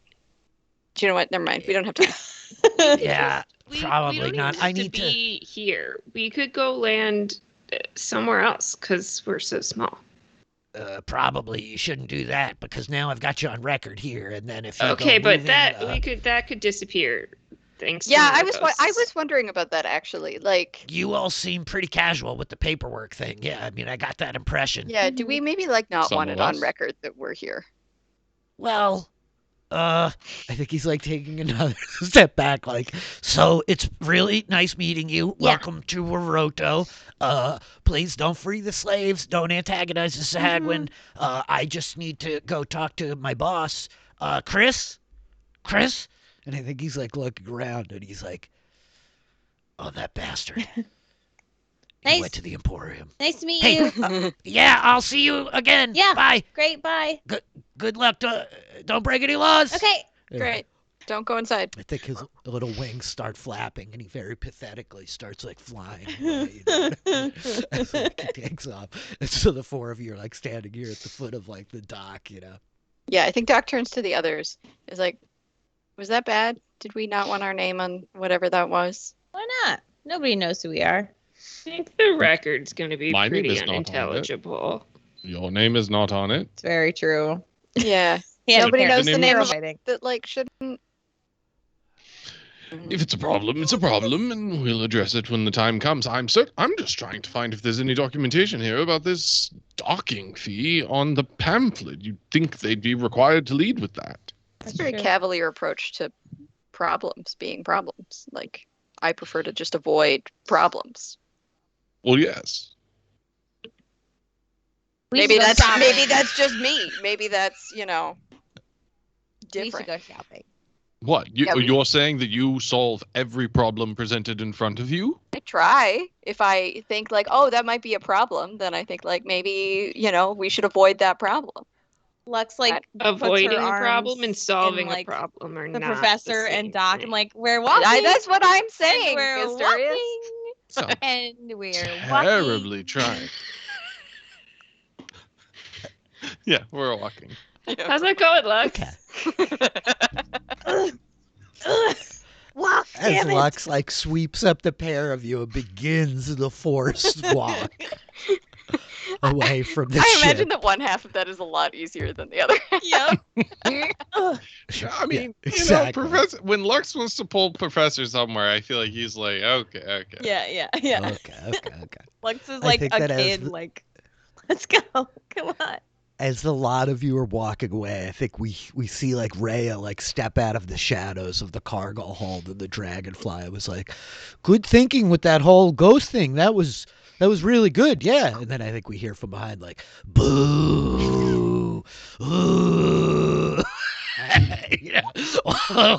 Like ramp is coming up close, Oh my god. And so yeah, as the ramp to like the Dragonfly closes and like the lot of you begin to like make your way, I think you walk through like these piles of rubble and you realize like there's all this kind of like debris here of what looks like broken ships, not Spelljammer vessels, but like actual water ships, aquatic nautical ships. There's like piles of wood. They seem to be like sorted into like garbage piles. Here's metal, here's wood, here's all kinds of like glass shards, rusted stuff. So you like navigate through this a little bit and you come out onto this sprawling kind of street. The ground beneath you is rock. It's like solid kind of stone for the most part. It's got cracks and little bits of earth in it. This slick kind of like moss almost growing in the cracks and the gaps filling it up.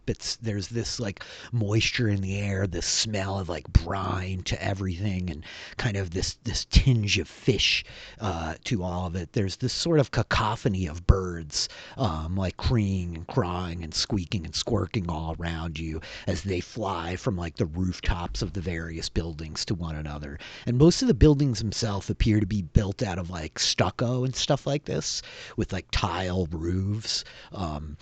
It's this like odd juxtaposition, almost like a bit of like a Mediterranean like style of like the domiciles that you're looking at. And so there's a bunch of like shops and buildings that you're walking past, and the place is crowded. It's teeming with people, as like a small city might be if like a huge cruise ship unloaded there, let alone two. But what you're seeing are like multitudes of many different types of people. These little winged kobolds with their crossbows and spears. You catch sight of like the occasional Sahagwin along the streets here and there. A multitude of humans, half-elves, a handful of elves. You notice some halflings and some gnomes. There's a couple of goblins you see like walking into one place. And then there's like a large kind of portion of lizard people that you're seeing, of these like lizard folk moving around all over the place. And so yeah, as you're making your way through the crowds, you're seeing like all these kind of eateries, some of these places like open to the front, groups of like crewmen and kind of soldiers sitting out on the street drinking and eating, people like yelling back and forth to each other, and business going about. Yeah, is there anything like particular that you all want to do or are looking for? I think Lux like stops when they get in like the middle of the street and they're surrounded by things. It takes a big sniff. Is there any particularly good smell, and where, if so, is it coming from? What's a good smell to Lux? It depends. Like baked goods, like Okay, make a much. perception check. Yeah. or like that like old smell, like when you walk into like a like a furniture shop or something. She loves that stuff. But yes, perception. 23. 23. I think like Lux stops and takes this deep kind of like waft of the air, and I think that you smell the scent of like kind of sugars and chocolate in the air, that like that strong scent of chocolate, and I think like the deep aroma of like coffee kind of like mingled with it, and you're like, ooh, and you turn like looking down a side street and you see probably like a pair of like humans with this halfling like walking with them, and they've got like a bag that the one of them is like handing out these kind of pastries to like their two companions while they walk down the street. You get a pretty good bead that there's some type of like eatery, bakery place over here. Okay. I think she like disconnects herself and like goes over to them. Like, hey, hello. Yeah, the halfling looks up at you like, oh, hello. Where'd you get that stuff? Just over here around the corner. Okay, great, thanks. Kelp cooking. Great. Okay. Hey guys. Yeah, let's go. There's the shop. Okay.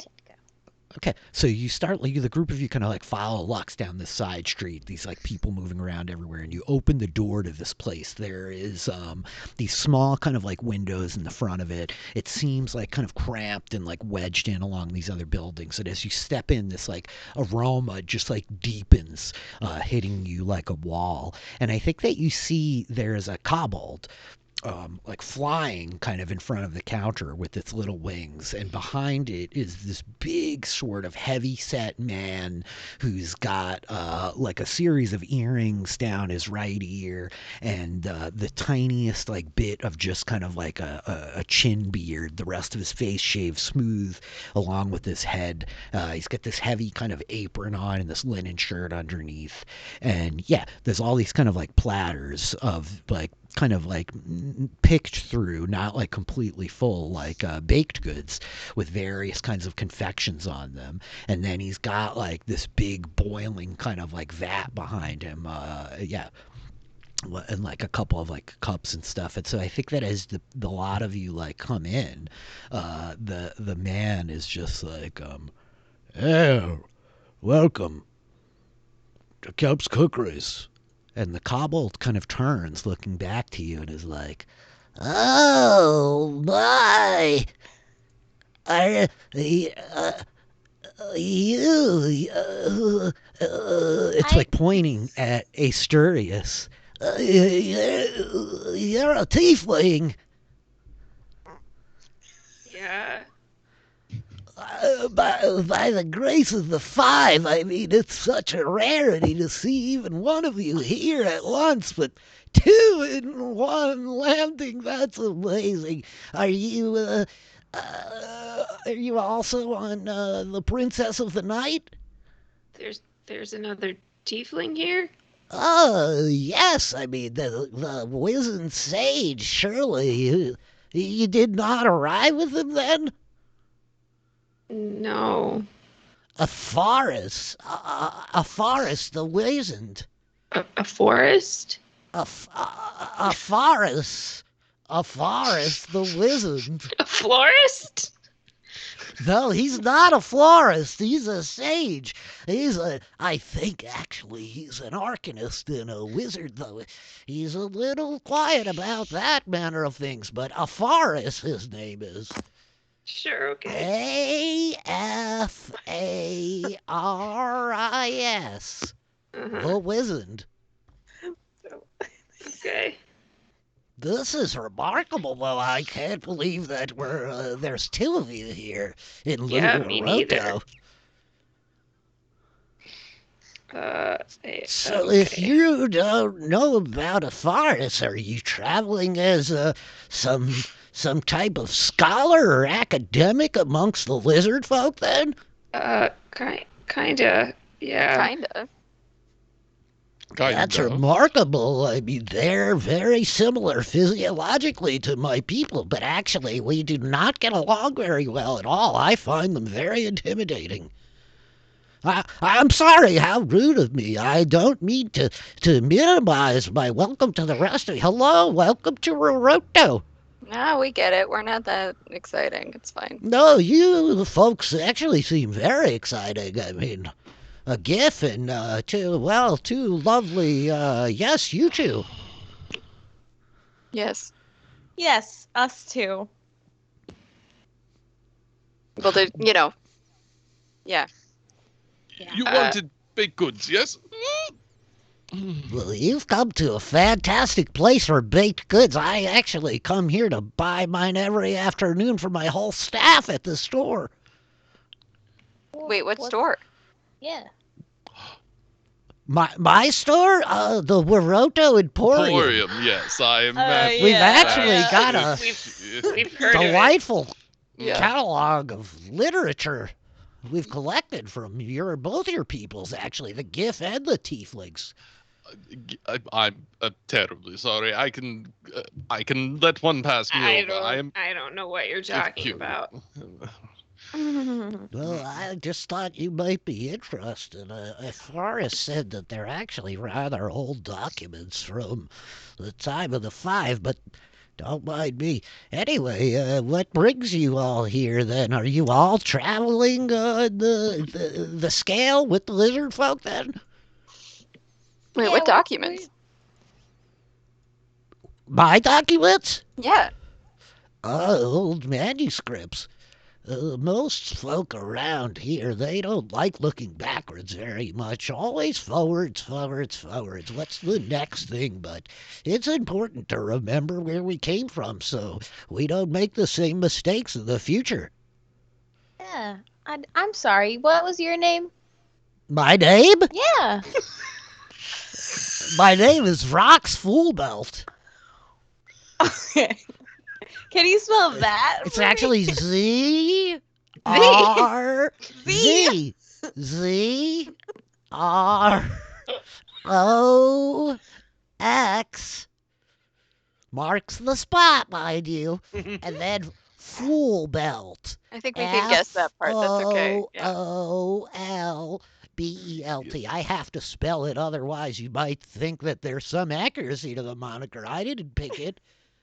It was handed down by somebody. Well, I'll tell you what, Zrox. We're going to grab ourselves some pastries. Yeah, And if good this- choice. Yeah, and then we're gonna come over to your shop. You don't say. Yeah. Well, that's fantastic. So hey, we'll meet you over there, okay? Oh, all right. Yeah, Also, okay. Any idea where this other tiefling is hanging out? I'm not sure. I caught him last night at the. Excuse me. Sorry about that. It's the cough. It actually brings up all the particulate from the. Anyway, I caught him last night. I think that he's staying at the conch. Okay. Yeah. Cool. Tell him I sent you. It's really a pleasure to meet you. I mean, I'm very, very appreciative of the work your people did. Thank you. He's like reaching out his hand to shake your sister. I don't know how many people I've run into who've never even heard of Mizire. Well, you can't expect most folks to appreciate a good education, but I've always wanted to see Missouri. It's quite a place. Indeed, that's what I've read. All right, I'll see you all later. I hope that you enjoy your lunch here. You take good care of them. And I think that he lifts up his little bag and is flies over to the door. It's pulls the door open. You'd think they've evolved bigger wings by now. If it is the last thing I do, I will ensure that kobold lives a long and happy life. Yeah.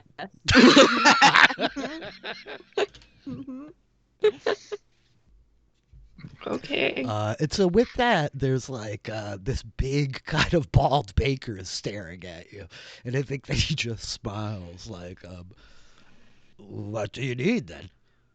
What's the best thing you got? That's the most expensive thing we've got. It's a different here. question. And I think that same question, No. same answer. Different question, same answer. Same difference. And I think that he's it's like, It's there's the like same. Continue, please. he's like actually like pointing to like a platter of these things that almost look like kind of ice cream sandwich style things. They have this kind of like white in the center and these two like kind of brownish like sandwichy things up on top. How, And he's like, we get in these strange chocolate from some of the port traders that come in. I've got myself a really good deal on the last set anyway. You'll really enjoy the batter. It's a very fluffy, delicate interior mix. The cream filling that was handed down to me by my mother. This is as good as it gets. Yeah, we got gold. Silver piece each. We got gold. Oh yeah. Yeah, we got. Yeah. Do I know how much? No, but No? I'm sure it will definitely come up. Currently on my sheet, I have 5 gold. I have no idea if that's accurate. Yeah, rad. Poor John. I have You can buy nothing 50 of marked. these Our But I things. wrote Santa down trip. in my notes. I wrote that we got a lot of coins last time, so I'm sure that we Uh-huh. have some. Great. I think Uh-huh. Doc is gonna put Eh. like 2 gold down on the counter and be like, "I want every single one you got." Yes. Well, all right. My mom and dad, whenever we would stop somewhere, would always find the bakery. My kind of Is purchasers. this Lux or Uh, Taylor? I am not sure. Yeah. I think it's definitely actually Lux. Yeah, And so I think that with that, he begins like loading up this bag with the last of the kelp cookies. Yeah, and Doc like, hands them out and then like, stows away the rest of them for later. I don't know if they're gonna keep And I very think- well, but He offers each of you like a cup of coffee on the house too, should you be interested in such a thing. absolutely. Lux doesn't like coffee. Not a coffee drinker. I think Doc is gonna like stare at Lux and be like, "Just take a coffee." I just Holding a coffee. Yeah, I think the professor like takes it like a shot, basically. Like, that's just how he's built. Yeah. And then very quickly just like is happy to like take it off of Lux's hands if It's truly a about it. drop in the bucket. we don't have to role play okay. this out, but if there is any like cheese or meats in the shop or nearby, gotta think- replenish the charcuterie board. Yeah. to replenish the charcuterie. I think, yeah, as you guys like leave the shop, you realize like there's a bunch of like food kind of places around here.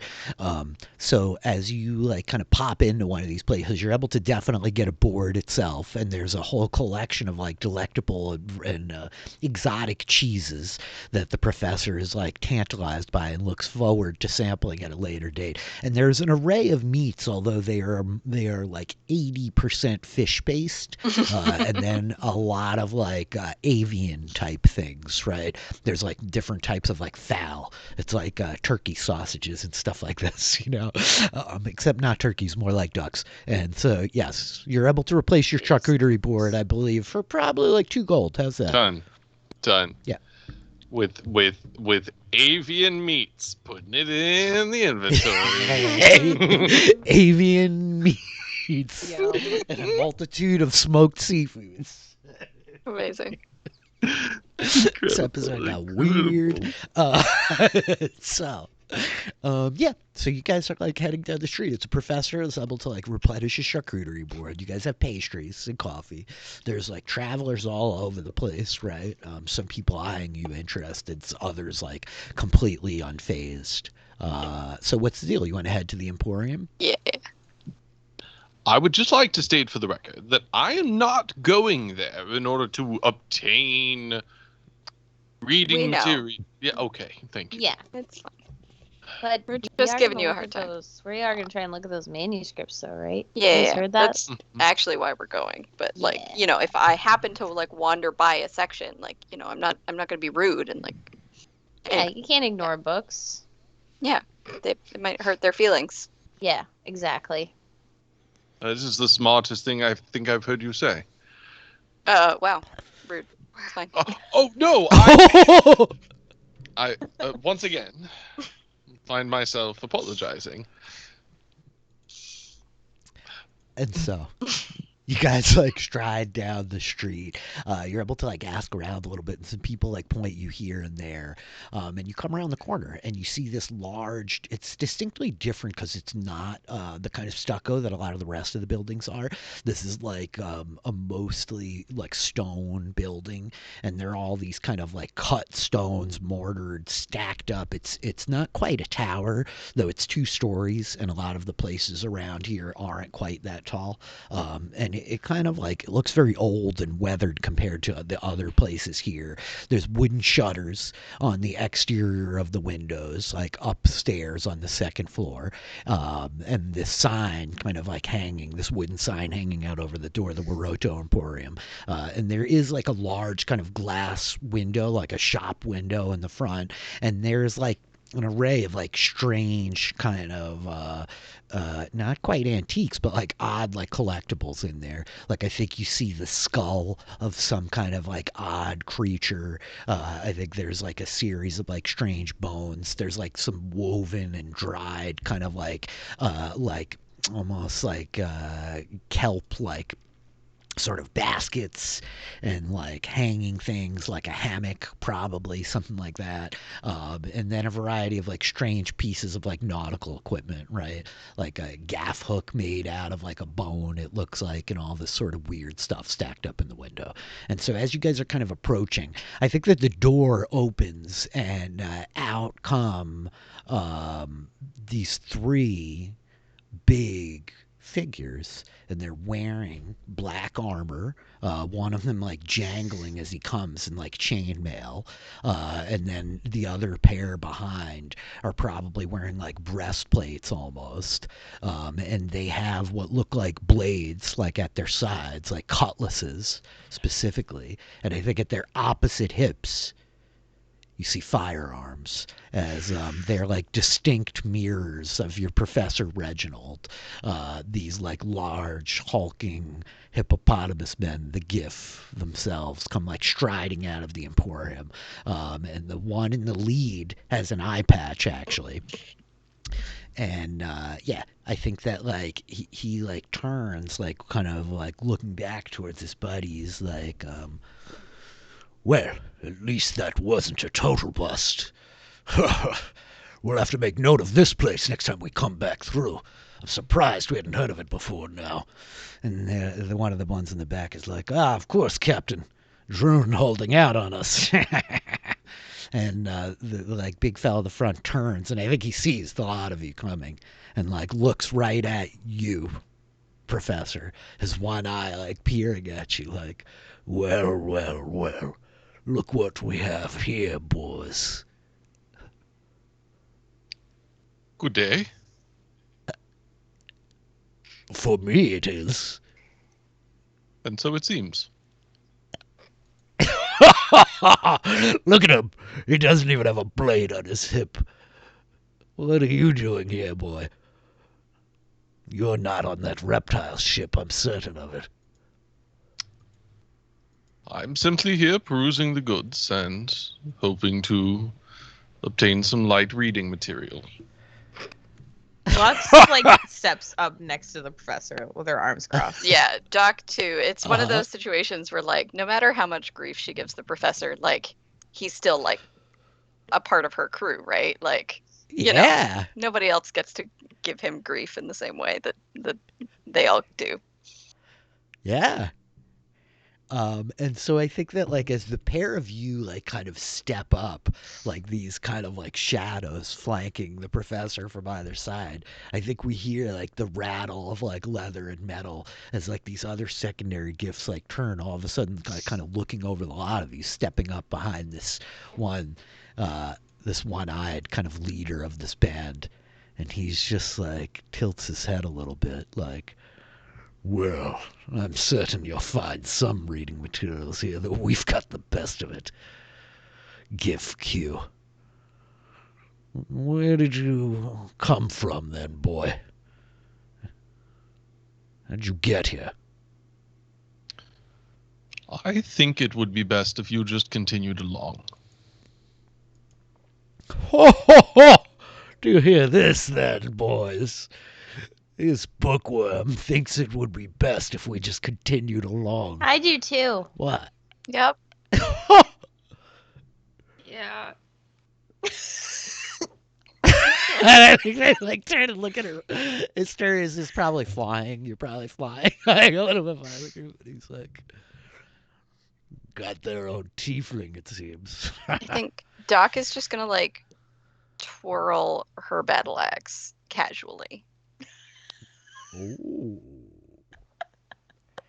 And I think it's I at would this like to point that see we it. see like one of the two that's in the back kind of like takes an aggressive step forward, and we see the like one-eyed Gift like put his arm out and stop him, right? As the second dude kind of like reaches down, grabbing like for his sword for a second, and this captain reaches out, stopping him, like, no. We don't need to raise any trouble with the Sahagwin while we're here. Well, I guess it is a good day after all then, bookworm. Good luck on your reading material. I haven't seen one of your kin in a long time. I imagine you haven't, but perhaps you have and just haven't noticed. I doubt that. Come on, boys. We don't need any trouble. I don't think Back you to do. the quarters. Oh, you do the obnoxious wave look? Oh yeah. And I think like one of the others behind him is just like, "Rrr," and he's like, no, manners, boys. And so the lot of them kind of like shove past the professor, like bumping and jostling him, doing that real jerk bro thing He stands his that ground. dudes do sometimes. Yeah, of course he does. And they like just stride away down the street, a kind of like path parting before them as they go. They're like size and girth enough to be imposing, let alone their demeanor, you know. That was an adorable cat. That was really cute. A little, like, Oh, You okay? yeah. Why would I not be okay? Some Because they're being total brutish jerks. jerks decided to be jerks in public. It has no impact upon me. Okay, great. Okay. I'm a little Bookworms are concerned pretty that lame they insult. did, as they're walking away, do we see any like papers like sticking out of their pockets or anything? No. Okay. Weapons, armor, and aggressive, F-boy personalities. Yeah. Right. Yeah. Okay. I'm Mhm. sure that they will enjoy their mercenary lifestyles. Hmm. I've chosen another path. Indeed. Yeah, you have. Thank you for your support. I greatly appreciate it. I'm glad to know that it was unnecessary. I've generally found that in encounters with the GIF, if you allow them to puff up their chests and blow off some steam, that's usually enough for them to move along. I think they imagine themselves quite capable in combat, and don't get me wrong, they are, but they lack some tools that are quite useful, and I'm happy to say you all are quite strong in that area. Gee, thanks. Well, hey, let's go hang out with Drox and check out the Emporium. That'll be fun. Yes, absolutely. Okay. And so with that, you push the door open and step inside. I think that there is this like aroma similar to that which you saw at Lux, of like old things, It's like a little bit of like must and a little bit of dust, mixed with like scents of oil and wax burning and ink. And the lingering like aromas of chocolate and coffee in the air as you hear like the like crunching of like lips from inside, or rather, should I say, like, I don't know that they have lips; they have scaly mouths. Beaks? And Yeah. so- yeah, beaks, indeed. And so as you guys come in, like there's just kind of stuff all over the place, right? There's like this array of like kind of weird stuff, like coils of rope and barrels and like old wooden chairs and strange pieces of like stone and minerals and books on shelves and jars and bottles and beakers and things hanging from the ceiling and like all sorts of weird stuff, right? And I think you hear a call like hello, good afternoon. And so like yeah, you see the like old kobold come like flying into sight from around a corner, and he's like, oh great, I wasn't sure you were coming. Yes, come on in, come on, please, welcome. Do you want a sandwich? A sandwich? Or whatever these things are called, with the cream in the middle? Yeah. An awkward. Yeah, they're sandwich. delightful, they are. Yes. The kelp cookie sandwich. Yeah. Delightful stuff right here, yeah. Do you want it? I bought a lot of them. Yeah. Please. Thank you. He said like very quickly, like, yes, great decision. You'll want to remember these for next time you come back. How are you? Welcome. Good. We were wondering, you mentioned some like old manuscripts and stuff. I think a couple of us were Yeah. looking to take a peek at those. You just got to see them? Yeah. Yeah. Okay, great. Yeah. Come on, Yeah. back here. I'll bring you to the reading room. It's back up this way. There's some stairs up. Just be careful of the clutter. I tend to get a little distracted. It's the wings, you know. You don't have to walk as much. Just this way. And he's like leading you to the back of the room. Asterius like easily flying over stuff, but it's very cluttered. The aisles are kind of tight. The shelves definitively like taller than is like convenient for most people, you know. I think like Reggie, you have to do a little bit of like maneuvering and moving to kind of like weasel your way into like the back, right? But like yeah, there's all manner of like interesting things, and he brings you to this back and kind of like lifts like the latch on a door and up a staircase, and outside the door at the top of the stairs is like just like a stone room. There's kind of like a kitchen area off to like one side, two doors on one side of the wall, a few windows, light like spilling into the room everywhere, and this large kind of square wooden table in the center of the place with a series of kind of mismatched chairs placed around it. And I think that he like flies over to like this one rack of shelves, and like up at the top of it he starts like kind of pulling out a couple of like scroll cases, and he flies back over to the table, and he's like, so historians then, are you? Yeah, basically. Basically, well, I mean, that's a place to start. The history of our world is a very interesting one. Very interesting if you think about it. So these documents, I'm not exactly sure where or how they were recovered, though I think they came from the archives in Totoro. So we've had a number of expeditions out there over the years, though it's been quite some time. We don't do that kind of thing nowadays anymore. It's outlawed, actually. The Sahagwin do not like us reading these old books, but I mean, you all are travelers, and I can imagine that you probably aren't very close with them, so it's probably all right and safe enough.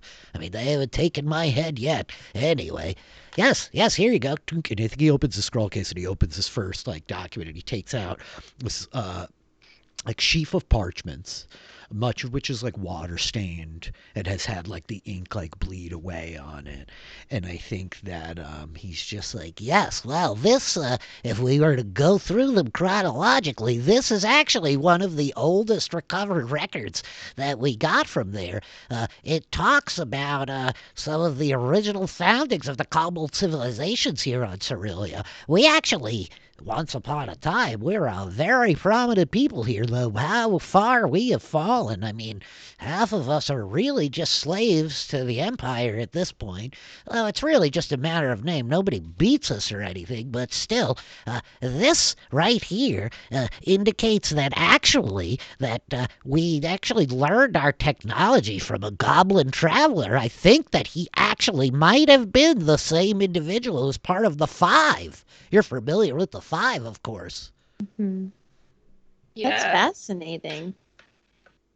I mean, like, you know, I could use a refresh on the. Yes, It's of been a course. I while. mean, you know, but for anybody that doesn't know about the five were the original travelers across the stars. It was said that they actually were the crew of the very first ship to move between worlds, and their goblin actually was their mechanical expert on said ship. I believe that, according to not this paperwork, but other things that I've heard over the years, that his name was Hux, and it was said that in the time after the five were completed with their initial journeys, they stopped at a lot of places and left a wake everywhere they went, just like if you drop a dead kobold in the water, there's ripples. And so there were ripples as they moved through the various cultures that they stopped in. But anyway, So they say that live kobolds cause ripples. Why? Why? Anyway, it's fine. That's actually a very astute point. It's just an old turn of phrase around here. There's, well, far too many dead kobolds on Cerelia.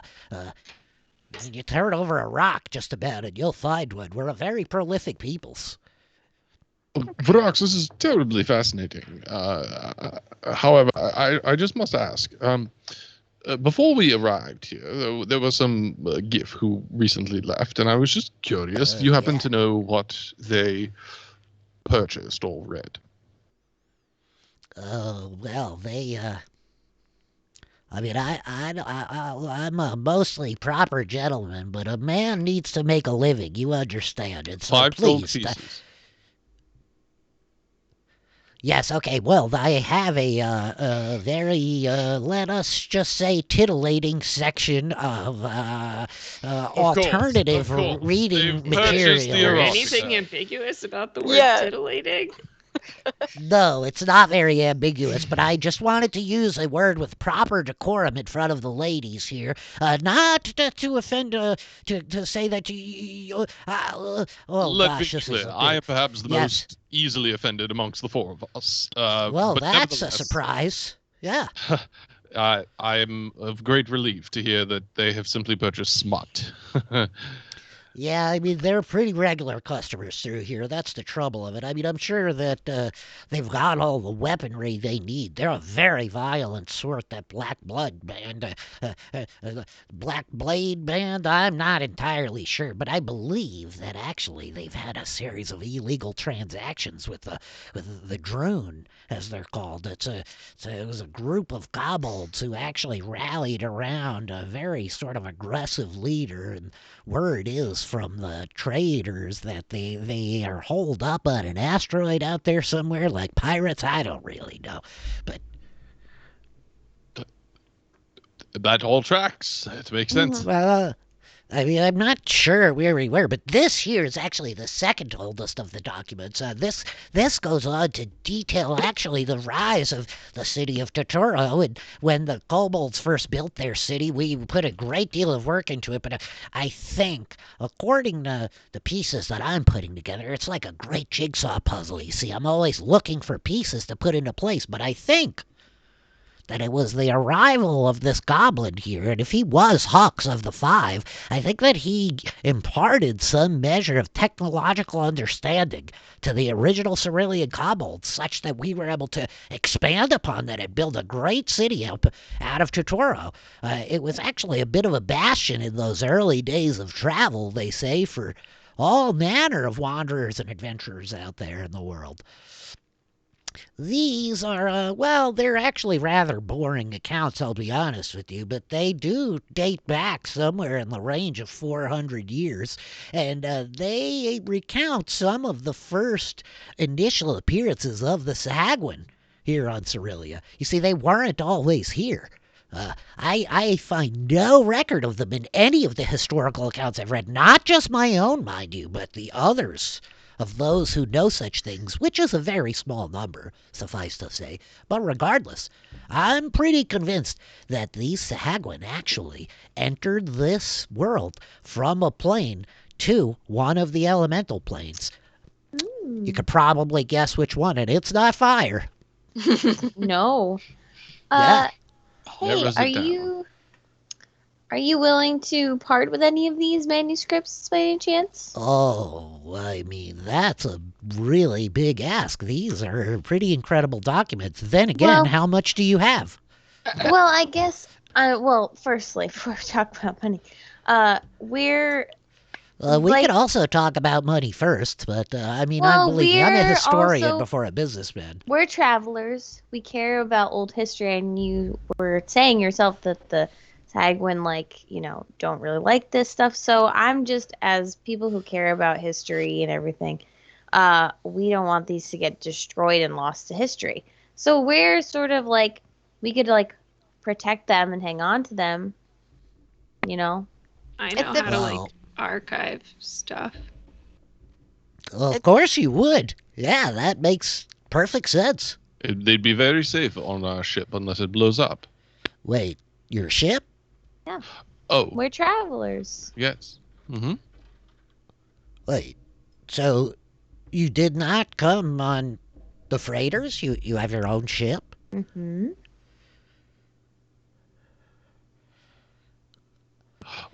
It seems to me that perhaps you find yourself in a room By with the, some people who could resistance.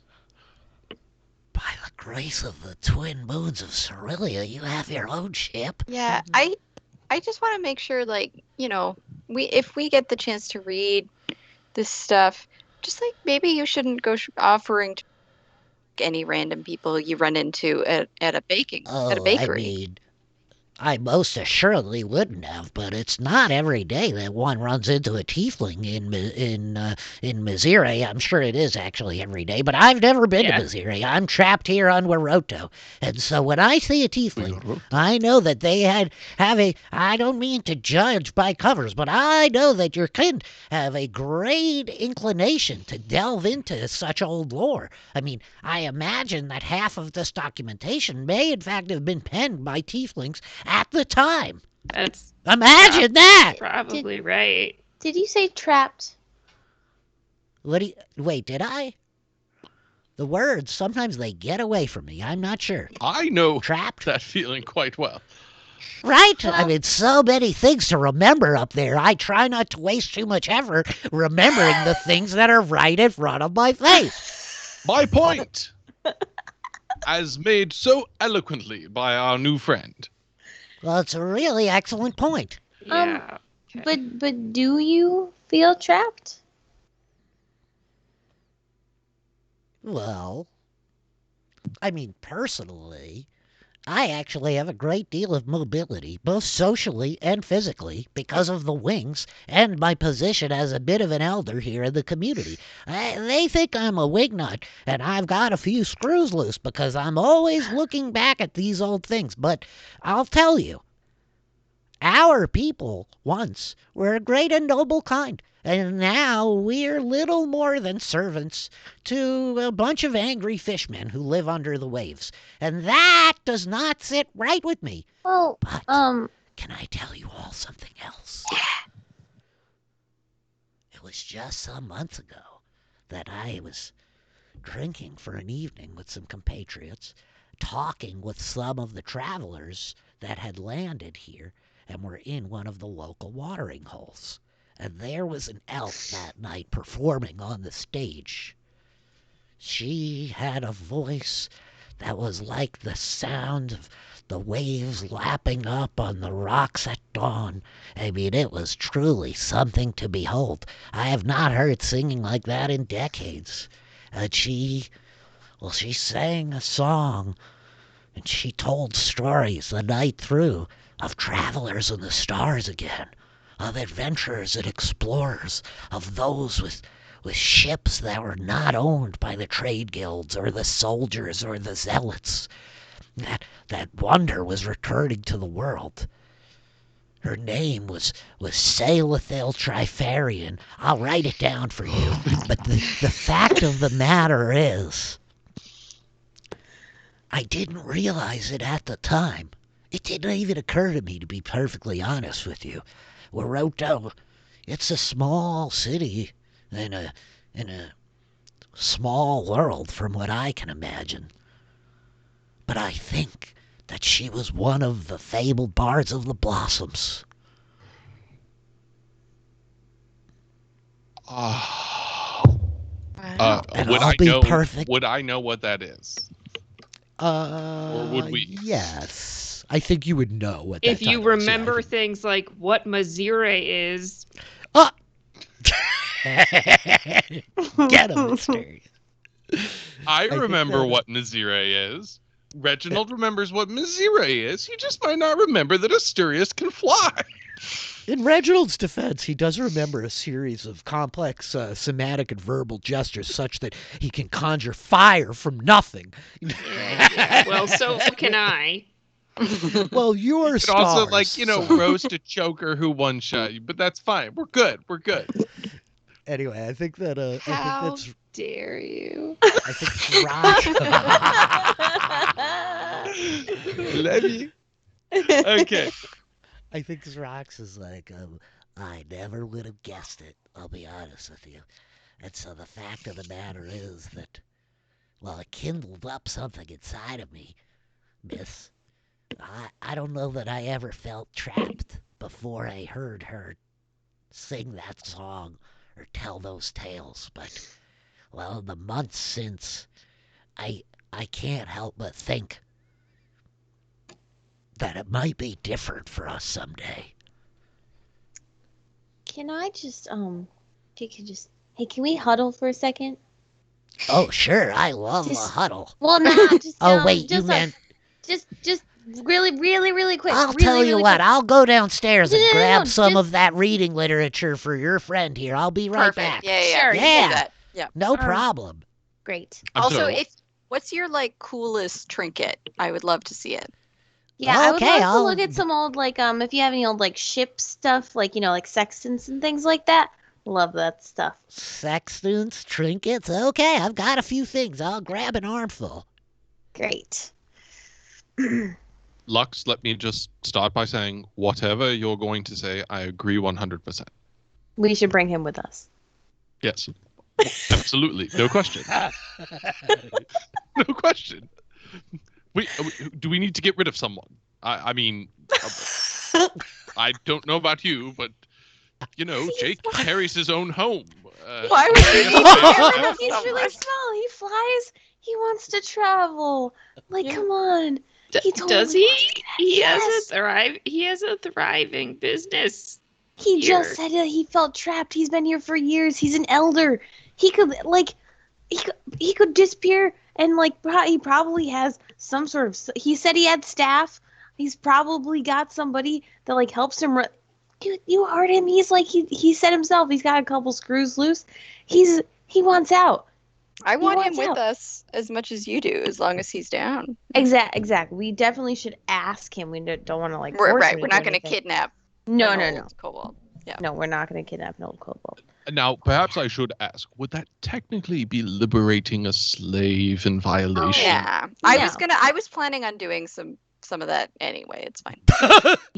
Yeah, exactly.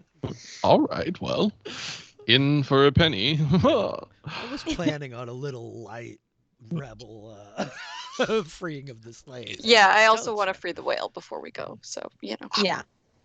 I very much would like to take him with us. No question. If that's what he wants. Yes. 100%. However, is there a world where he serves as a leader of some sort of resistance, some sort of counterinsurgents within his hometown of Wiroto? He has deep roots here, despite the lack of solid ground or soil.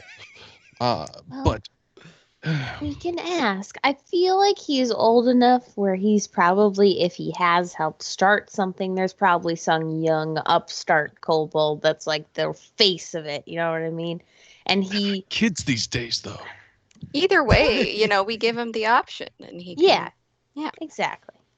Asturias, I've always found you to be wise. What do you think? Have you?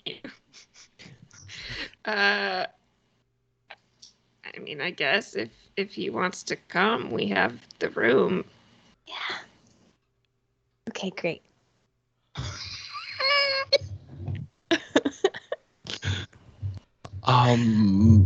I also would say that taking critical founding documents of a region and removing it from that area might not Well, be the most I mean, wise. if they were I written by was- the tieflings, then like they should go back to Mizzy, right? but I was also thinking we have yet to discuss this at length, but of giving them to Reese. Because, hopefully, if we're helping him kind of, take back what is rightfully his people's sort of, situation, then maybe that would be helpful to them. And That is a you good know. reminder, though, that we should attempt to get in contact with him if at all possible. I don't have that capability, but I'm aware that that's a thing that can be done. yes. Yeah, when are we meeting him? Tomorrow? Mhm. Yeah. You basically have like 10 hours from like now, 9 hours from about now. Just enough time to buy some smut and go to the pub. Oh my Yes. goodness. Yeah. Cut to the point, yes, Doc. Perhaps, this is just throwing it out there. Rox did mention another sage in town, with someone named the Wizard. Perhaps they have the ability to contact or otherwise help us with the Dannon situation. Yeah, sorry, my plan was to meet the Wizen at the pub. The conch. Oh, Yeah, I I guess yes. that's where they're staying. Maybe it's not also I just assume. It probably inns is. and We're in taverns. like a port. There's Yeah. lots of places to drink. Okay, so attempt to liberate a person, maintain the critical documents, then contact the unknown tiefling wizard. And somewhere in Yes. there we buy some smut. You forgot that part, but I just Certainly, That's of course. probably gonna Probably be now close or, to now or Friday, never but- on that part. Yeah, it's probably close. Mhm. Well, as this conversation is going on, I I think you like- hear the door like open up as Srox comes like flying back in, and he's got like a little kind of bundle, like probably like a almost like a canvas kind of thing that he places down on the table, and it kind of unfolds as a few things like kind of roll out of it, and then he's got like a stack of like papers, a few pamphlets that he drops and like slides across the table towards Professor, and he's like, those, well, I you think- hang on to those. I think the professor just slides them across the table to Doc. and yeah, Doc goes, how much? Well, I mean, for the full stack there, it would be a full gold piece. Gotcha. Yep, great. And she quickly puts it away. Fantastic. I wasn't expecting that. You really threw me for a loop on that one. Excellent. So, I've been thinking about it a little bit. I'm very welcome to share the information on the documents with you, though I really... Let me It's stop not right that there, I- Srox. It's not that I need... Oh, okay. Let's stop Okay, right you're there. stopping me right Yeah. there. We have a proposition for you. Now, take it or leave it. Propositions. There's no pressure whatsoever. We're just throwing it out there. You seem very interested in old history and traveling the stars. We My word, happen yes. to have we happen to have our own ship that is not connected to anything but ourselves, and we are traveling, and you are more than welcome. You and your old, very important documents are more than welcome to join us if you so choose. Well, that seems like an entirely insane proposition. I love it. But it seems very daunting to me. I'm an old kobold. I mean, I've got roots here. I've got a thriving business. There are people that depend on me to keep the doors open to this place every day. Well, you said Every yourself you have kobold- staff, right? Yes, and You have every people who run the kobold that place. works here does not have to have their back broken peeling mussels off of ropes in the mussel farms, or heaving kelp up off of the back of the whale ships, or doing any of the terrible things that half of my people are subjected to doing under the rule of the Sahagwin. Well, About you those Oh. whale ships, are they? Yeah. Are the whales happy? I've always wondered that myself, miss. If only I could speak whale. I have Yeah. heard some Tritons say that they sing underneath the waves like the sound of the water crashing down on a tile rooftop on a stormy night. The most beautiful thing you can ever imagine. Well, I've not heard it for myself. Sorry, so many things, so many things. Well, that's my problem, sir. I mean, I really relate. Yes. First, do you see many Tritons up here in Huiroto? No, they're very, very infrequent to come through. Most hide their appearance using cloaks and hats and all manner of chicanery and obfuscation, to be perfectly honest, but... Well, old Zrock's Fool Belter may be named Fool Belter, but he's no fool. I keep a keen eye out on the comings and goings of this place, and I've met one or two in my time here in the stacks at the Wiroto Emporium. Well, Zrox, in response to you just talking about your roots here and know how much you've worked, and you were just saying yourself how you hope that one day things will change. If And- only.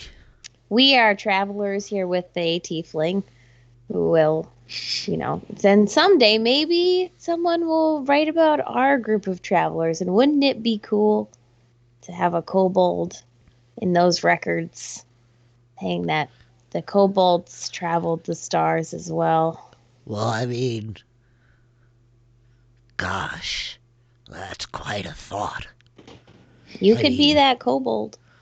I've spent 63 years, day in and day out here on Cerelia. I'm not originally from Wiroto. I came here when I was a young fella, before my wings could even hold my weight. And ever since I heard the songs of that beautiful elven lass, I've wondered if I might ever see a moon other than Mirren and Kest. I've wondered if I might ever step foot on a world with more stone than water in it. It is quite appealing, I'll be honest with you, young lady. Something Drugs. for me to think about. I hate to be morbid, but Oh no, that's fine. I'm very close to my death. I think about it almost constantly. well, that's not exactly where I was going, but in a way, you had mentioned that the store depends upon you in order to operate. And Yes. so it seems as we live our lives, any day we could be killed, we could die in our sleep. And were that to have happened to you yesterday, your employees would be much the same as if you happened to join upon our ship. It seems to me, perhaps, with a little time, you could put some plans in place, but eventually, you won't be here, one way or another.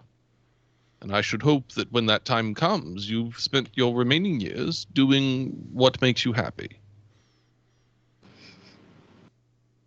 Well, gosh, you all are really putting quite a case together here, aren't you? I mean, yes, I think about it often. I've far outstripped the life expectancy for most of my people. I mean, we don't generally live far past 30, let alone 60, so I feel like I've had a series of stolen days, and I've tried to do my best with them. I think you have. This is quite a place. Mm-hmm. Bit by bit, I collected it all. Thank you for that. You And all if- you're leaving soon? Well, we're gonna go. It You feels know. like this is a really urgent decision that you're posing to me, but I'm an old man and there's a whole life here, and I'm. Well, Oh my are you word. gonna be here later? Well, I mean, unless. He like gestures to the professor, and just like shrugs. He's like, otherwise, I mean, Don't let it Um, occupy your mind. You did no, not get I this mean, far. I'm being very forthright with you. I'm a very old man. I think about death almost constantly, almost as much as I think about youth. That's pretty much all it is these days. Death, youth, and history. Well, I- we're Don't get old, young man. Don't get old. Don't have a choice. we're gonna go explore a little bit more. Maybe, get a couple drinks, visit some more places. And why don't we come back later and you tell us how you feel? All right. I'll be perfectly honest with you all. I'm really going to think about this one. Please It's do. a bit terrifying. It's very exciting. And Yeah. it's a bit terrifying. But Mhm. listen, I'm going to have my young whippersnappers downstairs start copying over these manuscripts for you. So whatever happens, you should be able to at least take a copy with you when you go. We appreciate that. Thank you. It's the least I can do. Anyway, young tiefling, I just want to thank you for stopping by. I mean, you caught my eye, but it seems your friends here are the real chatty kobolds amongst the bunch. You all be careful out there. Don't antagonize the Sahagwin. They pretty much don't care about any of this. They really seem to hate it here. It's a very strange juxtaposition, but good luck. But before we go, did you have something cool to show me? Oh yeah, I brought all this stuff up. I mean, you guys posed this big offer to me, and I got totally distracted. I forgot I'm supposed to be selling you things here. Yeah, I mean, I've got this. This is really interesting. And I think he lifts up this little ball that's made of glass that has a whole bunch of like copper kind of clockwork like stuff happening inside of it. And he's like, this thing right here, I am pretty sure it was salvaged from down underneath Totoro. It's a clock. Now that's a really crazy thing. I know most of you probably haven't heard of it before, but it's really convenient when you can't see where in the sky the sun is. This actually can tell you what time it is.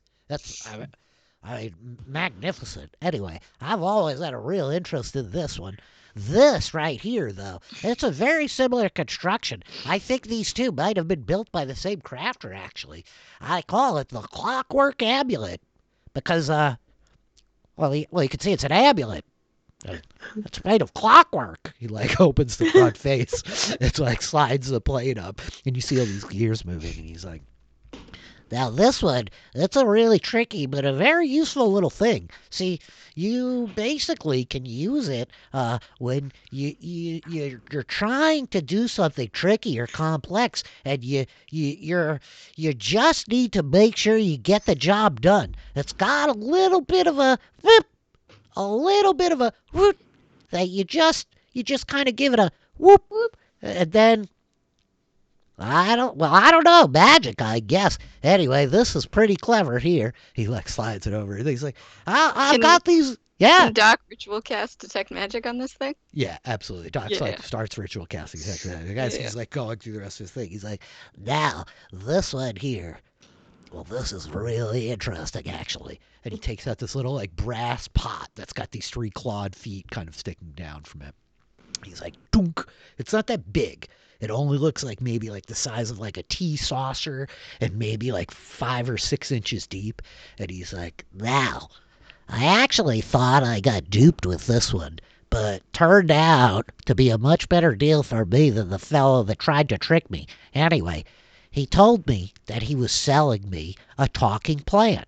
Now, I've never left Waroto, as we've discussed here, and so I've never met a talking plant on Waroto. Maybe you folks know talking plants. Maybe there's talking plants on Missouri. I don't know. But when this fellow walked into my store with a talking plant, I was very excited.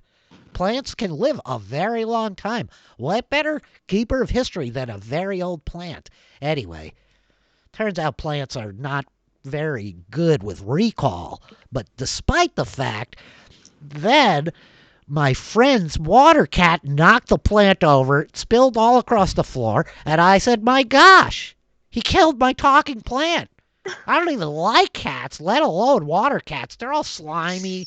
It's really, they don't even taste good. Anyway, so I was really upset. I thought that this cat killed my talking plant, but it turns out, actually, it's the pot. Whatever plant you put in this pot, it just wakes right up and it'll talk to you all afternoon. Now, what I've learned in my time with this pot, plants are pretty boring. So don't expect a whole lot of exciting discussion. But, I mean, it's a really neat thing. Now, I'll be honest, I just got sick of the talking plants after decades, so I just have had it collecting dust in a back corner. I mean, there's only so many times you can hear how excited they are for a sunny day. But, you know, anyway, finally, I've got this last thing here. I want that so bad. I got this one more thing. Now, this thing, it's not really that exciting. It's a little bit more practical, maybe. I don't know how long you plan on spending time here, or really what kind of provisions or equipment you have on your ship. But this, well, watch this. You just watch this. It's really a fantastic thing. And he turns and like points it towards the wall, and he's like, and he pushes a button, and suddenly it's like, and I think he like spins through the air a little bit. He's like pushed around as like this thing is like, and like it turns into a fishing pole. It's got like a whole like reel on the end of it. And he's holding like this way too big like fishing laser pole. beam. Yeah. He's like, I told you, it's not actually as exciting as a lot of this other stuff, but it's certainly practical. I mean, if you're out and about and, well, I don't really know if there's fish in space. Are there fish in space? Sometimes. Yes. Yeah. That's amazing. You can come see him. Gosh, you guys are making a very strong case here You without can bring even that trying fishing anymore. pole. It's perfect. It's travel sized. You're not wrong. Anyway, I mean, I've got some other stuff downstairs if you want to look around, but these are some of the more interesting things that I've collected over the years. And if you guys have your own ship, probably you've got a lot of coin. Maybe not, but I mean, I don't really drive a great bargain, in case that much isn't evident yet. I really do it for love of the game, as the kids say. Kids. Yeah. I mean, It seems people want things. I think Taylor wants that pot more than Lex does.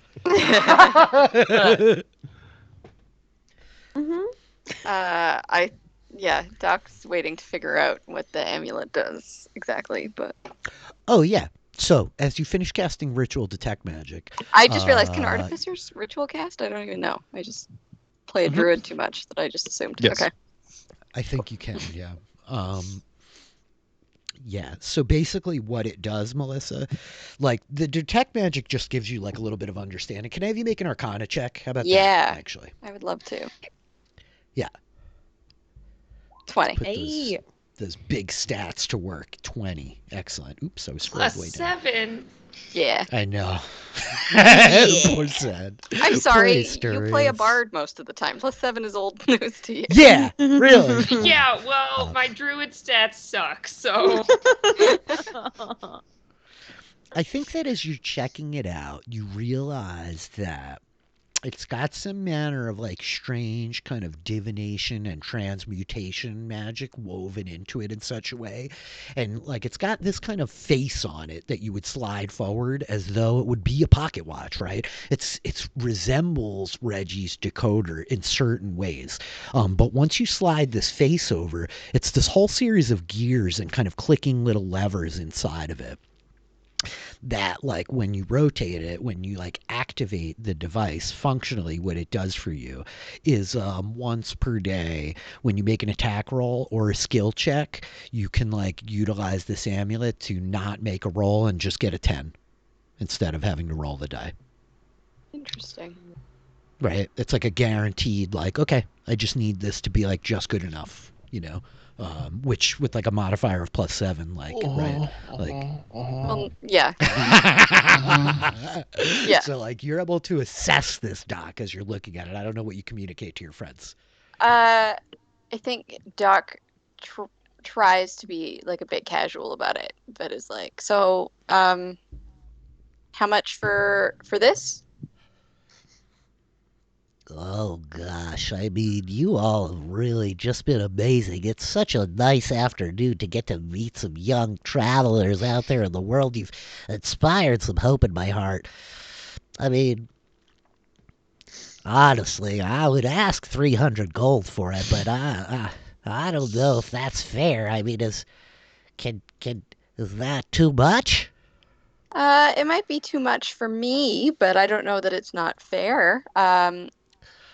Well, I mean,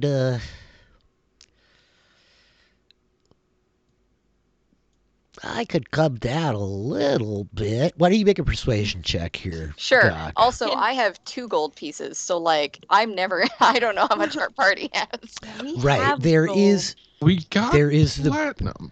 Somewhere. yeah, you did. Also, There is a can big Lux... pile of Oh, gold on the well, ship. it's late now. Lux wanted to help, but I don't know if it would have done very. I don't think it would have mattered. That's an 11. Yep. Yeah, so I think He's like, well, I could come down. I mean, really, whether I go with you or not, I mean, I guess if I go, I don't need the money that badly, but I'm not quite. I'd have to leave something behind for the kids to keep things up. I mean, they're For all sure. very reckless and irresponsible. They're drinking that kelp wine night after night after night. They'll rot their brains, I've told them. All right. 250 gold. Doc's definitely gonna like look around at the others and be like, "Can we Yes. swing it?" Yes. If we can yes, swing you it, we can swing it. What about Yeah, this thing? What is it? The- The pot? Yeah. Oh gosh, I mean, I paid 200 for it at the time. Yeah, I but you mean, don't like it, right? You said you were getting rid of it. that's not that I don't like it. It's just that I mean, how many plants can you talk to, really? A lot. 175. Huh? 175. 175. Lux does a similar thing and looks around. what did I say? 250, 175. Got it. Yep, I'm just writing. Making I have no concept of how much money we have as a party. Neither do I. We but will I clean this definitely up never before next updated time, from I Listen, promise. the that's original exactly. 10. Listen to Troy. Listen to Troy. We will. Fine. Rich, we agree that enough of that has been given out. Yes. That it Great. is- Definitely. Have You it? guys have that much, though. Like, you didn't specifically say, hey, we get a bunch of coin before we leave the ship. So there may be like this moment of like, you guys are talking and kind of like, okay. And so you'll have to go back to the ship to get coin to give him. Yeah. Right. We gotta is come fine. back We're coming later back anyway. to see you Yeah. anyway. Yeah. Yeah. Exactly. And nothing Yeah. could possibly be going wrong at the docks. No. Of course not. Why would you think that, you silly gift queue? Yeah. On that matter, are you aware of roughly how much a docking fee usually is around here? Oh gosh, I mean, I'll be honest with you, I think they vacillate wildly, and the only reason that they haven't put it on the pamphlet is because they're extorting the people that they don't like. Bastards. That bodes well for us. Yeah, I mean, the exact opposite, actually, but I think you were being sarcastic. Yes. I Yeah, exactly. We're really of a similar wavelength, you and I, sir. Yes, We we did are. tell them that our ship was filled with ghosts. So maybe I don't know. Is it really? It is No. not No. filled with No. ghosts. Yes. No, I had a remarkable experience with ghosts when I was an adolescent. It was really a hell of a thing. You've mentioned that. I want to know more about this adolescent ghost experience. Well, it's actually a bit of a coming of age thing. When the winged kobolds come to their 14th year, they often rally up a whole series of us. We're put in a very large fishing net that's carried by one of the Quetzalcoatlus. Those are the big reptile birds that you might have seen the receivers flying on. Anyway, they bring us out to the island of dead kobolds. And there's ghosts all over the place. It's horrifying. But that's how we steel our hearts and become strong enough to return and serve the Sahagwin Empire. Steal your hearts, is that a metaphor or what? No, I mean, we actually have to steal our hearts. Half of us die of heart attacks. That's why they call it the island of dead kobolds. So it's a real chicken or the egg scenario. It's not actually clear whether or not the dead kobolds are creating the ghosts or if there were ghosts there beforehand. I try not to reflect on it too often, but it's just something that stays with us. That's understandable. I'm sorry for making you Yeah. talk about it. No, it's no problem. Oh my Okay. Cool. So if we want the pot and the amulet. Yeah, the pot and the Well- amulet, the fishing pole you're saying I should keep because you're Yeah. trying to get me to come Yeah. with you. You're good Yeah. without the clock, though, huh? I think we might be okay without it. Yeah. Well, that's okay. I really yes. enjoy it. Mhm. Yeah, would you like it? No, I was just confused briefly that the clock was the amulet, but those are different things. I see. Yeah. Yes, a Yeah. magical piece that, well, not magical, but a remarkable piece to the clock that you should I keep. think that it actually served a great deal of use when we were down underneath the water. You see, like, I've never lived beneath the waves exactly, but by my understanding, it's very dark down there. Mm-hmm.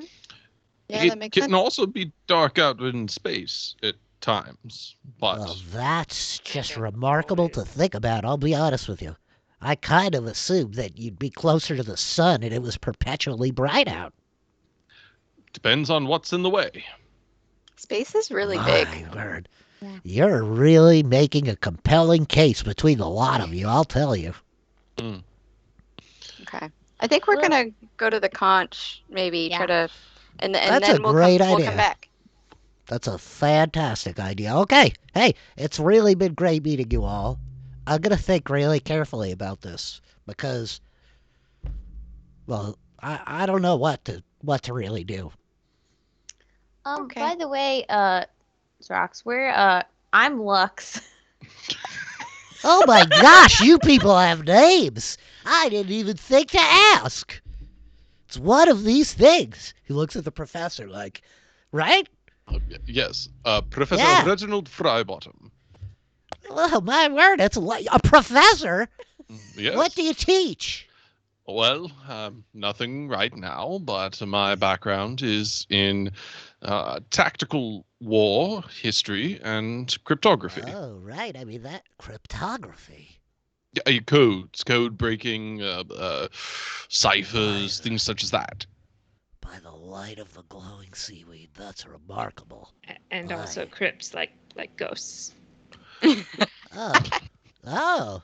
Well, that's remarkable too. Is Yes. that a prominent field on Missouri? He's not from Missouri. No, of course not. But I just meant in general.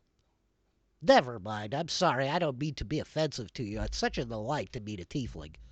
This is Asturias. Asturias. Well, it's a Wow. delight. And Doc and Waffle. Oh my god, you've got a robot dragon there. I didn't even notice him this whole time, or I would have made a much bigger deal about it. Fantastic. Gosh. All right, listen. Go to the conch. Enjoy your evening. Don't get carried away with the kelp wine, okay? It goes straight to your head, and you off-worlders are going to think it's not as strong as it really is. So be gentle with yourselves. Your bodies are temples. And I'll be right here. And we'll see what happens when you come back. Okay, and we'll pick up those documents as well. You've got get it. back. Great. I'll get the gang, copy it over as quick as they can. It's a good Amazing. thing I taught them all to read. Come on downstairs. And I think This is incredible. he leads you down the stairs and brings you to the front door. And he's like, "All right, you all have a great evening. I'll see you later." Stay safe. Bye. Yes, you too. Okay. So a lot of you wander out of the Waroto Emporium. That was amazing. That was And the only thing we've left with is a gigantic pile of gift smut. Too true. Too true. amazing. Got a pit stop back. That went exactly according to plan, right? I would say so. Went pretty well, I think. Yeah, we should go try to find that tiefling. That seemed Yeah. like a weird coincidence, maybe. Yeah. Can you That's just what like it is. sense each other or something? Do you know? Can you find? No. No, Oh. I was going to ask, is when people call you out for being a tiefling, is that, does that make you uncomfortable in a way, or is it? I mean, it's kind of a new thing. I grew up around just tieflings, so it wasn't really interesting. Yeah. It just like was. Mm-hmm. So it's kind of weird. Seems people are very interested in your background. Yeah, well, we like founded space, so kind That of much is important. Yeah, true. it turns out they're Yeah. kind of a big deal.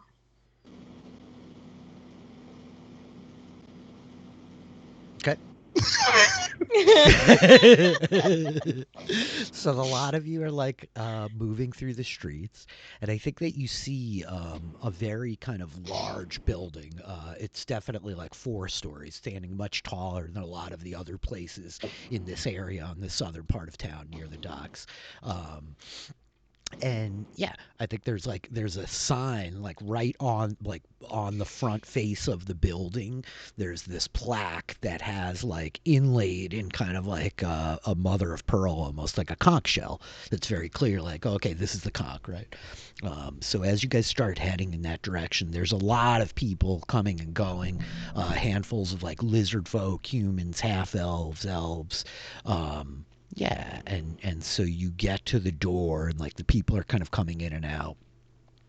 And as you guys head in, you see this like really sprawling kind of like bar area downstairs. There's like what looks like room for like a whole dance floor that's mostly empty. All these kind of tables located around. There's groups of people sitting around them like playing cards at some and throwing dice at others. There's 2 long bars, like one on one wall, one on like the back wall. Groups of people kind of all over the place. And there is I think you would see the tiefling very distinctly, as there is in fact like a small group of people kind of sitting around them while they're like at the bar with their back up against the bar, and there's clearly like a handful of people at these 2 tables next to them kind of listening in as they're talking. They seem to be like not giving like a formal lecture, but like holding court in that very informal kind of social way. So the tiefling, for the sake of like you see them, like they have these long kind of curling, almost like ram's horns that like wrap down into like these tight kind of spirals next to their head.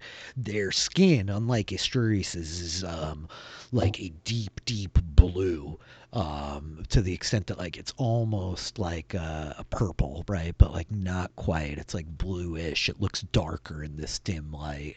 And they're wearing like this like red kind of velvet robe that's trimmed with like gold around the edges of it. Yeah. So there's a bar. Emissary? Yeah. Yeah. Okay. Bar. I think Doc is gonna like beeline for the bar. Mm-hmm. and Yeah, try to bar get first. a round of wine, I guess, for everybody. Sure. The kelp wine. It's like a couple silver pieces. It's no big deal, but they're able to like pour out 4 glasses for you. There's a whole crew of like kobolds kind of like packed in at the bar, like jostling with each other and like bickering back and forth, like drinking wine copiously. But the server pours out these 4 glasses for you. What exactly are the rest of you doing? You just watching this tiefling? I think Lux would go with Doc and like help carry cups. Mm-hmm. Asturias, do you have a Shit. plan? Me? Do we have a plan? We could just go up and introduce ourselves, perhaps. I mean, what if we just like walk by first? Oh, See like if a he blow sees. by. Well, you just go the glancing blow. No, Oh, is this like a war thing? that's how my mind works. I'm sorry. Like a flyby would be more appropriate. Yes. Yeah. Just walk casually and lightly, as best as one can. You can fly. See, I remembered. Yeah. You walk lightly, I'll fly. Okay. Okay. I think we just kind of like. We're gonna go like find a table. Okay. Kind of nearby, maybe. The pair of you like go look to find a table, and you're easily able to kind of find one, and you blow by the tiefling's line of sight, and it's not long after that Lux and Doc come and like sit down at the table with you and like hand out these goblets of this greenish kind of wine, right? And I think you see like the tiefling's eye definitively catches the pair of you, Gif and Tiefling, as you were walking past. And he's continuing to like talk to these others, though he keeps glancing over towards the table at you. And as your friends sit down next to you and like hand out your drinks, and there's like these glances being exchanged, it's not more than like 10 minutes after you guys come into the place that he kind of like gets up, and you see him doing the thing of like, okay, and like, he's trying to like get away from the group and like having to stop and like shake this one's hand and like, yup, yup, okay, great, yup, we'll do that, sure, yup, let's catch up, okay, Oh, he's very and like, popular. and so like he makes his way like away from this group, and I think that he's walking towards you, approaching, and as he comes up to the table, I think that He's coming. I think he says, I can see that. greetings and well met. I don't Oh. want to disturb or interrupt, but might I join you? Please. Of course. Interruption, it is not a welcome table you will find. And I think he turns, like looking very specifically to you, Asturias, and like extends a hand, like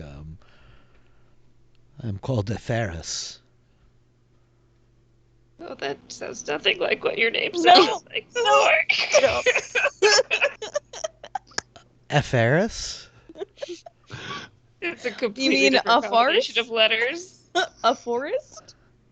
I'm called Eferus the Wizened by some, though it's a moniker I did not apply myself.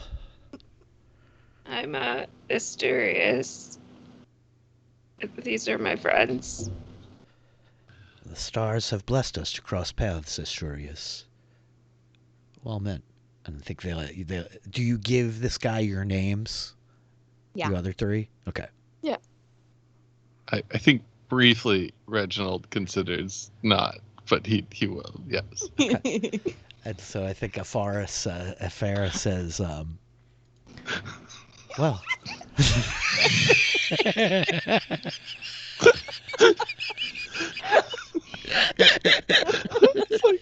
A forest? A forest. A forest? A Forrest says, I don't know if any of you guys have listened to the Lost RPG that I did with Josh and Mike the first time, but Forrest Whitaker is a prominent character in that whole thing. It's like very funny. That's all like I could think about is Forrest Whitaker actually being the tiefling. It's just like, hey, what up? I was like reading all these crazy ghost dog quotes through the whole episode. It was so good, man. I'm just like, I'm thinking like, Reginald really wants to introduce himself as Reginald the Wizened, but he knows he can't get away with it. He knows. I'm Reginald, also the wizard. Also the Wizened, but not actually wise. Oh gosh. Hello. Yes, Oh, we give our gosh. names to a Yep. Ferris, Anna Ferris. A ferret. Yes. On a Yes. It is basically on a Ferris, yes. I'm sorry, Rich. Oh my goodness. It's on a Ferris. It's a forest. So I think a Ferris says to you, Okay. a Ferris says to you, well, it's a pleasure to meet you, Asturias. I did not expect to run into any of our kin here. What brings you to Oroto? We're exploring and traveling together. I was the envoy from Missouri. I heard that an envoy was sent for an expedition recently through the grapevine. Well, it's a pleasure. It's a pleasure to make your acquaintance. Are you from Missouri? Originally, yes. I mean, it's been many years since I have seen our home. I've been stationed with the Princess of the Night for the better part of 4 decades. Oh, that's a long time. Wow. Well, I'm their delegate there, and it is a way to travel, to connect with the threads that we wove in the beginning. A Ferris and Asturias are A names common among the tieflings? Not any more than other letters, I don't think. Okay. Just curious. Wait, are And you she like related? sips her wine.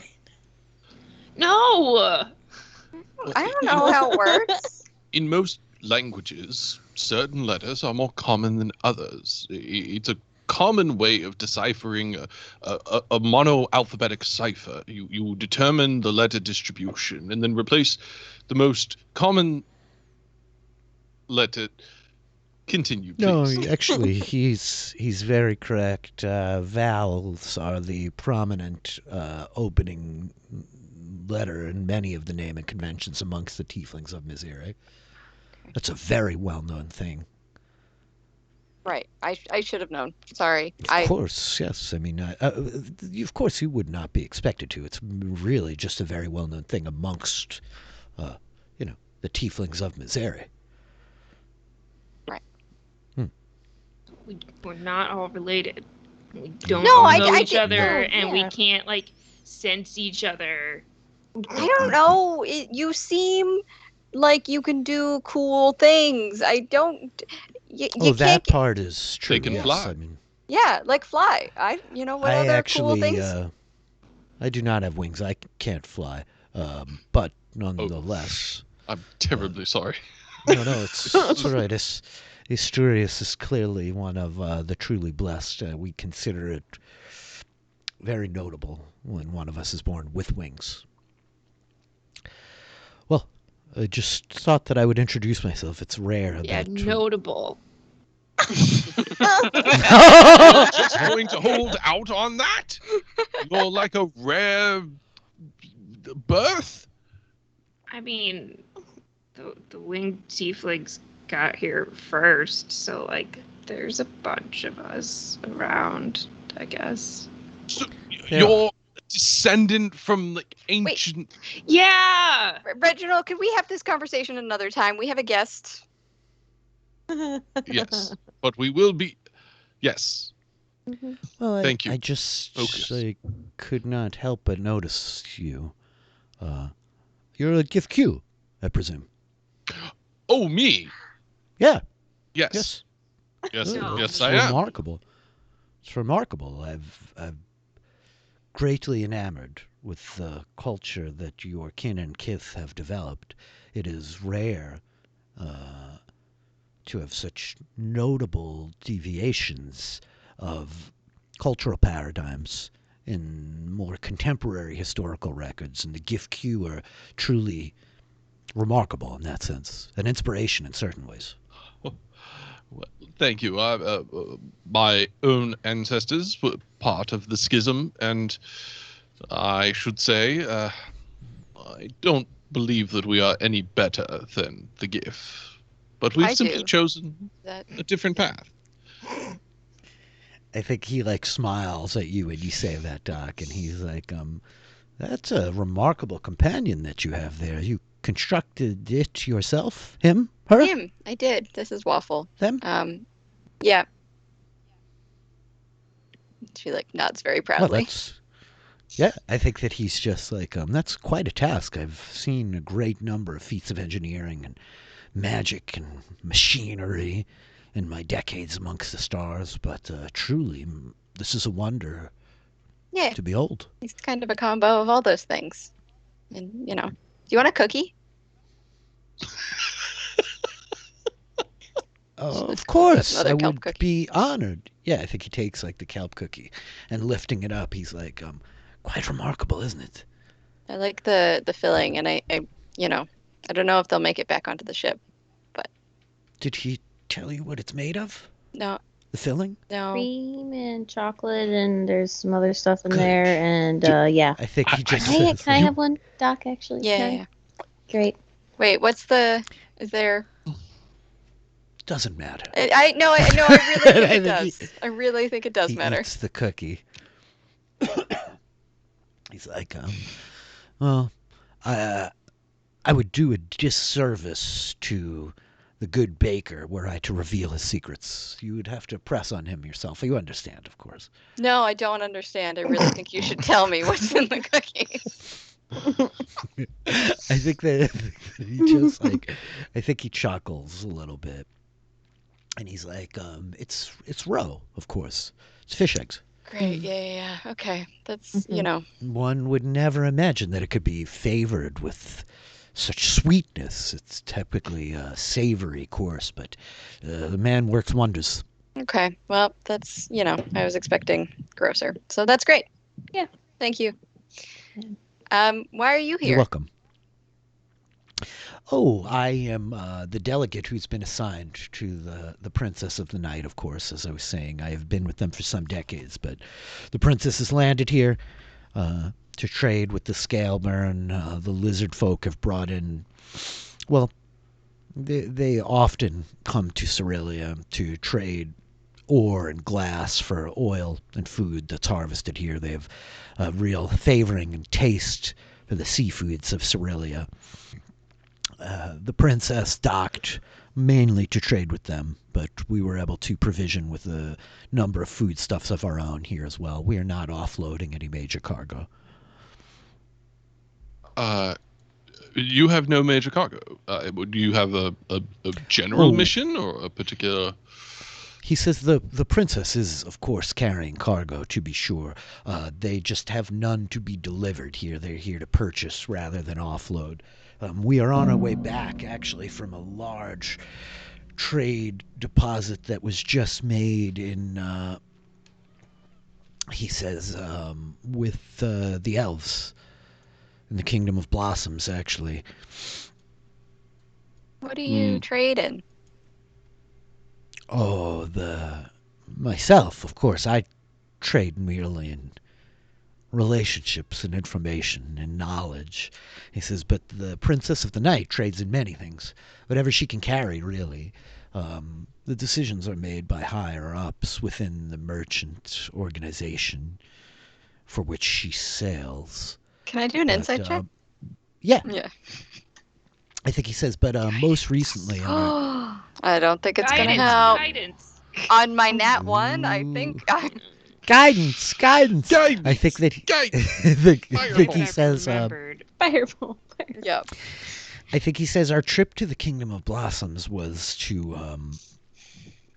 He says was to deliver a great deal of, or was to pick up a number of their silk manufacturings, as well as a good deal of their swords and weaponry and musical instruments. We had deposited for them a vast quantity of dwarvish ore, along with a variety of mixed goods from a number of other locations that we stopped at prior. The Princess of the Night is always en route somewhere, carrying something. They never waste her for a moment.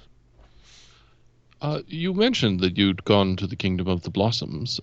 Is it far from here? I apologize for not being familiar with the terrain. I think he says, oh, well,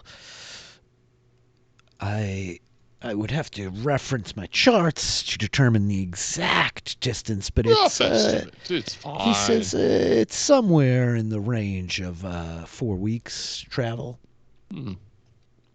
Not far in the scheme of things, but not a neighbor by any means.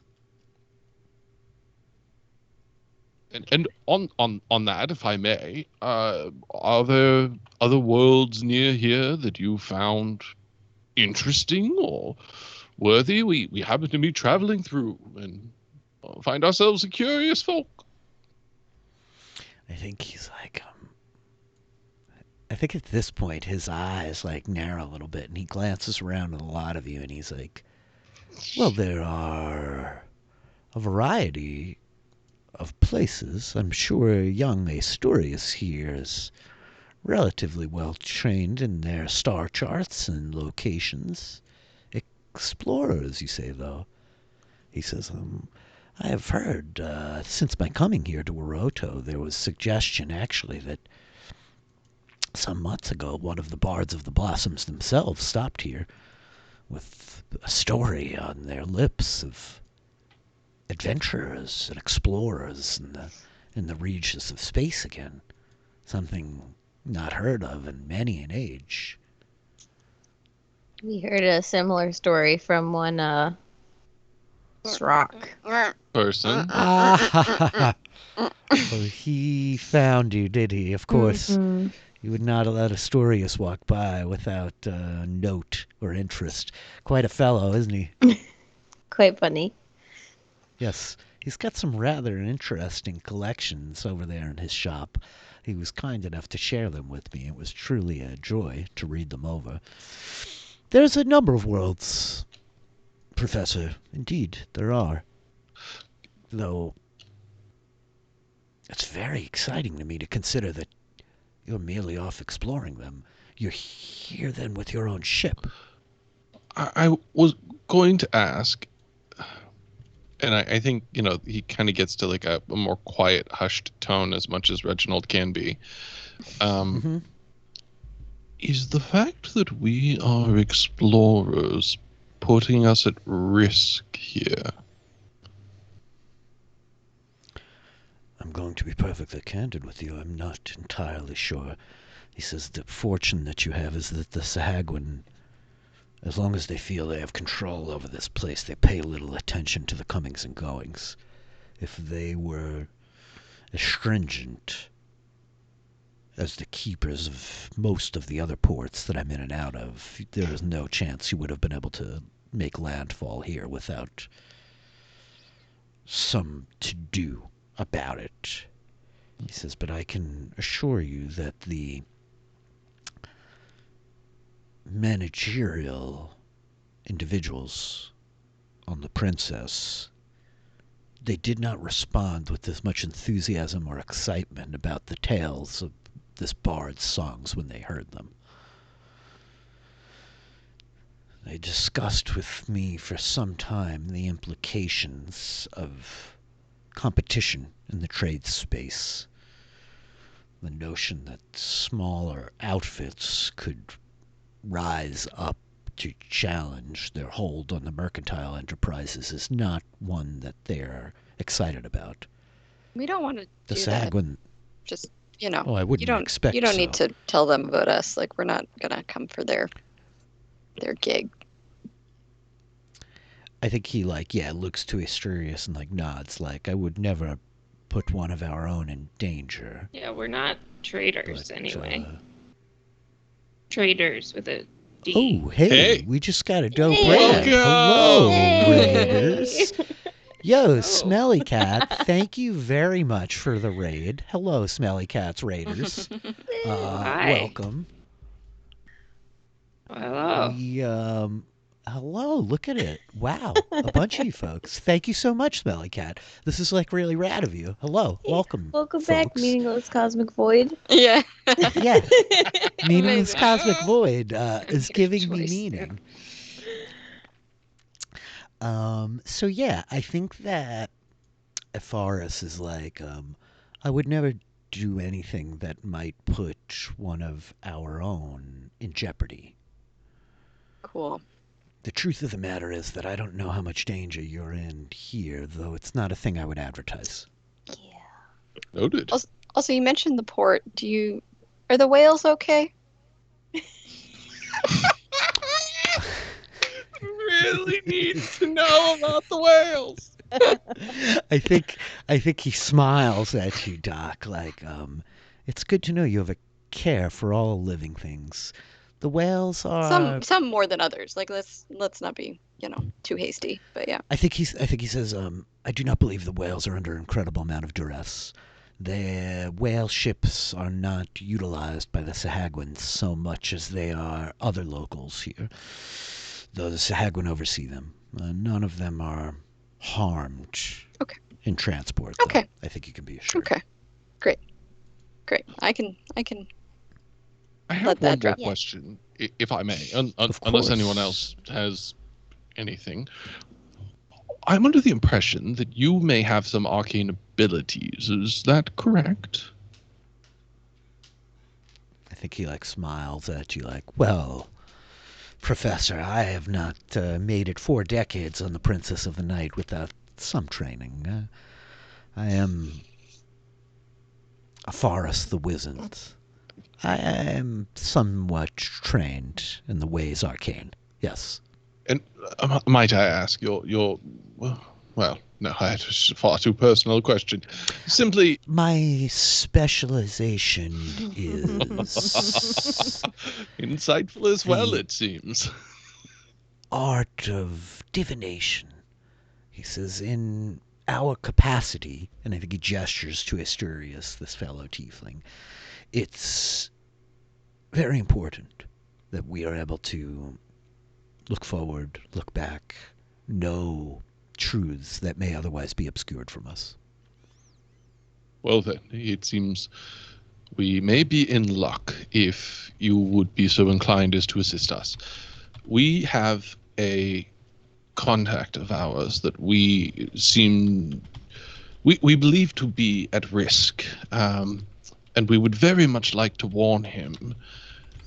But I do not possess the same abilities to contact others through the arcane that you do, or I should hope that you do.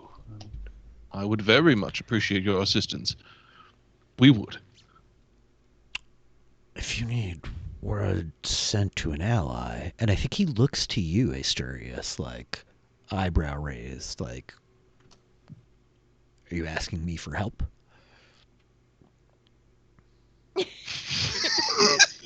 Yeah, I think so. Ooh, that sounded like quite a thing. And I think he nods once. Says Asturias is yeah. And looking back to you then, Professor, he's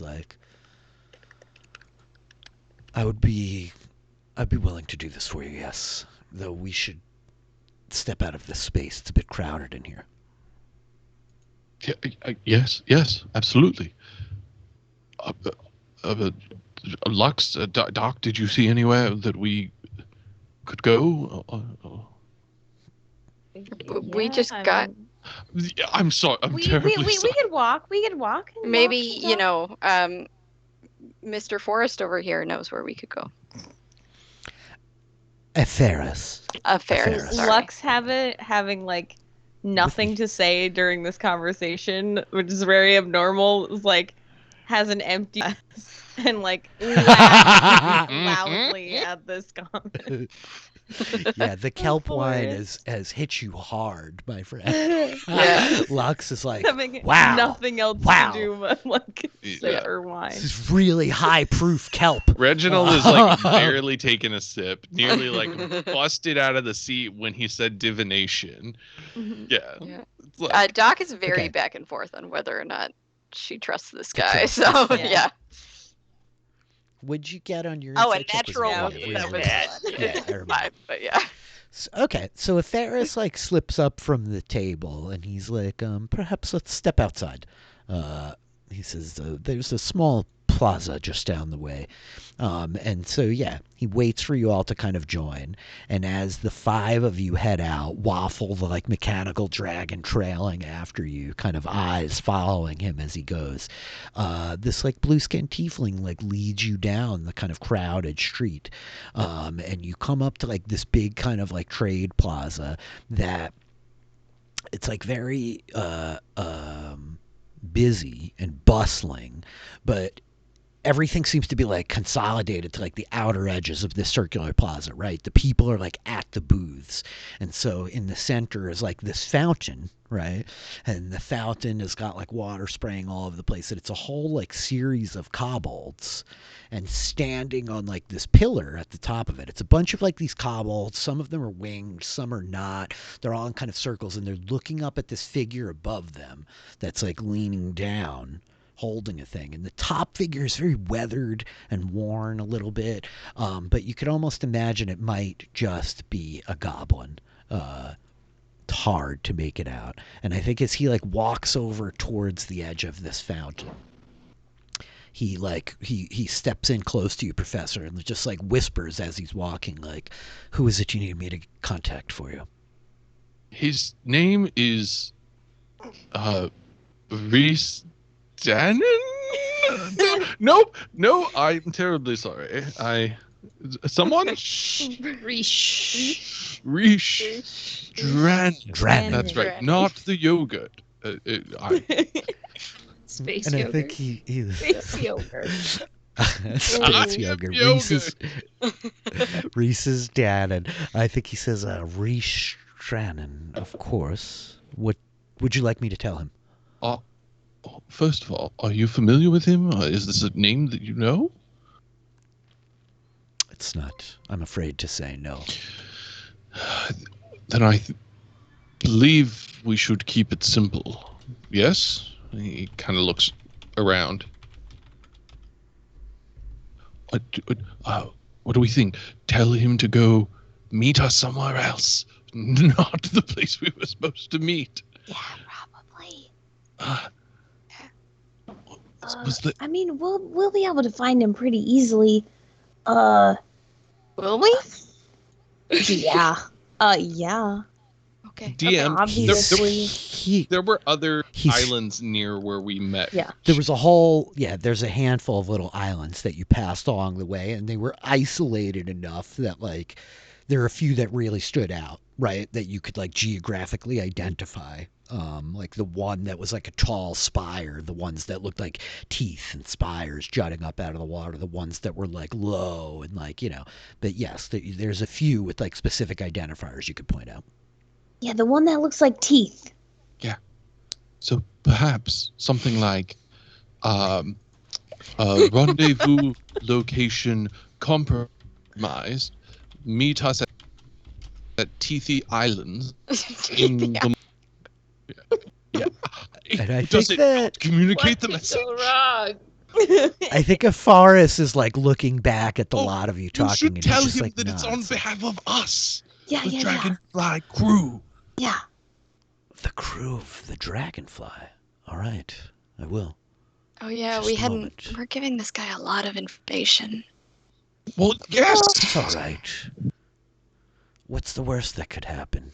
Oh, He Did you smiles. say that out Never loud? good when Yeah, Yeah, somebody says that. he does say that out loud. And so he begins he begins whispering, his fingers like moving and wiggling as he begins to like conjure the arcane power, drawing forth the magic that like makes this spell, and he casts the sending to Restrannon. And you see him close his eyes for a moment, and then he starts like nods, and he looks back to the lot of you, and he says, your associate has received the message. He says that he will meet you there at the appointed time, and he told me to say that his people hold no grudge for Mbinea. Oh, excellent. Excellent. It was him. Okay, good. Yeah, that's a relief. We Yeah. slightly killed. Well, No, I'm we not supposed to don't. talk about Ah! it. I don't need to I, tell. no. Yeah. I apologize. I think it's at this point as you guys are standing at this fountain in a forest, this like blue skinned tiefling, these tight kind of rolled horns next to his head is like nodding, and you hear somebody calls out his name, like Afaris, Afaris, and he like turns his head, and there's a dwarf like striding into the plaza, and he comes like stomping up, heavy boots like kind of clapping on the ground, and he's like they're looking for you. He's like, someone back at the conch needs to talk. And Afaris is like, someone? And the dwarf's like, you know who. And Afaris just like kind of nods, like, all right, all right.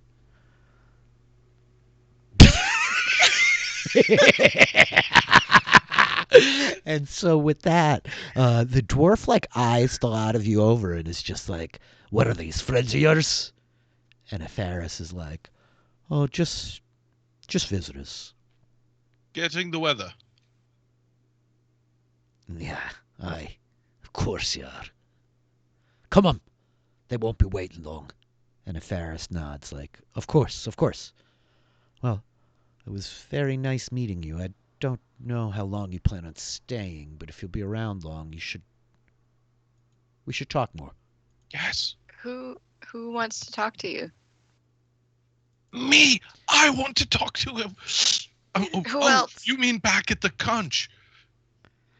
And I think the dwarf like turns looking back at you like, do I know you? Just, got one of those You work faces. on the princess, I tend then. to look familiar. Right, of course you do. Do you work on the princess? Should I know you? No, probably And not. Afaris is like, no, I told you, they're just visitors. And the dwarf's like, don't you worry about who's looking for them then. I wasn't Captain wants asking to- you, short guy. It's No, I fine. know you want it, but I was answering it anyway. Hey, whoa. We're all friends Whoa, whoa, whoa, here. what? Whoa. We're friends here. Just chill out. I Goodness, just met there's you. a I don't know who in there's the a hell you fountain. are. There's You're not my friend, girl. Come on. Hey, Captain that's wants not to talk. nice. Is that good enough for you strangers then? Why are you so angry? Me? Yeah. Because I'm working, girl. I don't know what you lot are Well, doing, go have a lollygagging drink around, and chill sightseeing out. visitors. Goodness But I got a gracious. job to do. What kind of person Been is looking around yelling for all this of the torn, time? twisted Can you fool chill? all afternoon. Oh my gosh. Put up her hand? Lux just gave this guy the head. And I think Afaris, the tiefling, is like, now, everybody, just please settle down. And I think he looks at you I'm now, settled. Yeah, you have me nothing to too. worry about. I think he says you have nothing to worry about. I do have a position of importance. If the captain requests a conference, I must talk. The things that we've discussed will remain with us. Ah, yes, Captain. He says, he's like smiling at you. I'm really enjoying watching you struggle for the name. His name. I'm is, just my brain does not store information as readily as I'd hoped. Of course not. His name is Captain Dietrich Kofod. Yes. Oh yeah. He Slip your mind forgot for that just they a flew. moment. You have to forgive him. He forgets a lot of things. Finite memory He forgets storage, a lot of apparently. things. Yeah. If I didn't have this book, I wouldn't even remember my basic spells. The dwarf's like, well, I hope you lot can remember what he looks like and find him later, because we gotta go now. Come on. Go away. Ugh. Go away. And Afaris is like, it was very nice meeting all of you. Astorius, I hope we get to speak again. Yeah. And he begins like Give that following guy a the dwarf drink as or they're walking something. away. And I think the Jeez. dwarf is just like, what are you doing? Always talking all this lot and that one. Tieflings. So important. So useful. Nobody wants to be talking to a dwarf, do they? No. I just keep working. Working all day. Working on the ship. We land at the port. I'm working at the port. You're out here talking to kobolds. Can Waffle fly over and just like smack this guy a little bit? Oh, God, 11:34. Melissa's Yeah, I was ready to gonna roll say, initiative. Melissa's Waffle just definitely starting can Yep. do that. 11:30 But Waffle PM. definitely can do that. Waffle like flies up and is like bang, like clips him in the head with his little metal tail. The dwarf's like, "You son of a stupid flying rusted!" And, you know, he's like giving him one of these, and like I think we see the blue-skinned tiefling like, now. Why don't we all just settle down? You'll bring me to Captain Dietrich, and then you can drink yourself blind through the rest of the night. You're not back on duty until 6 hours before we get back on the ship. Isn't that right? Just relax. Relax. And the dwarf's like, it's a very like Joe Pesci Home Alone moment. Hey, Smelly Cat, thank you for the sub, man. And yeah. So I think that this leaves like the four of you with Waffle like in the plaza. I don't know if you want, what do you want to do here?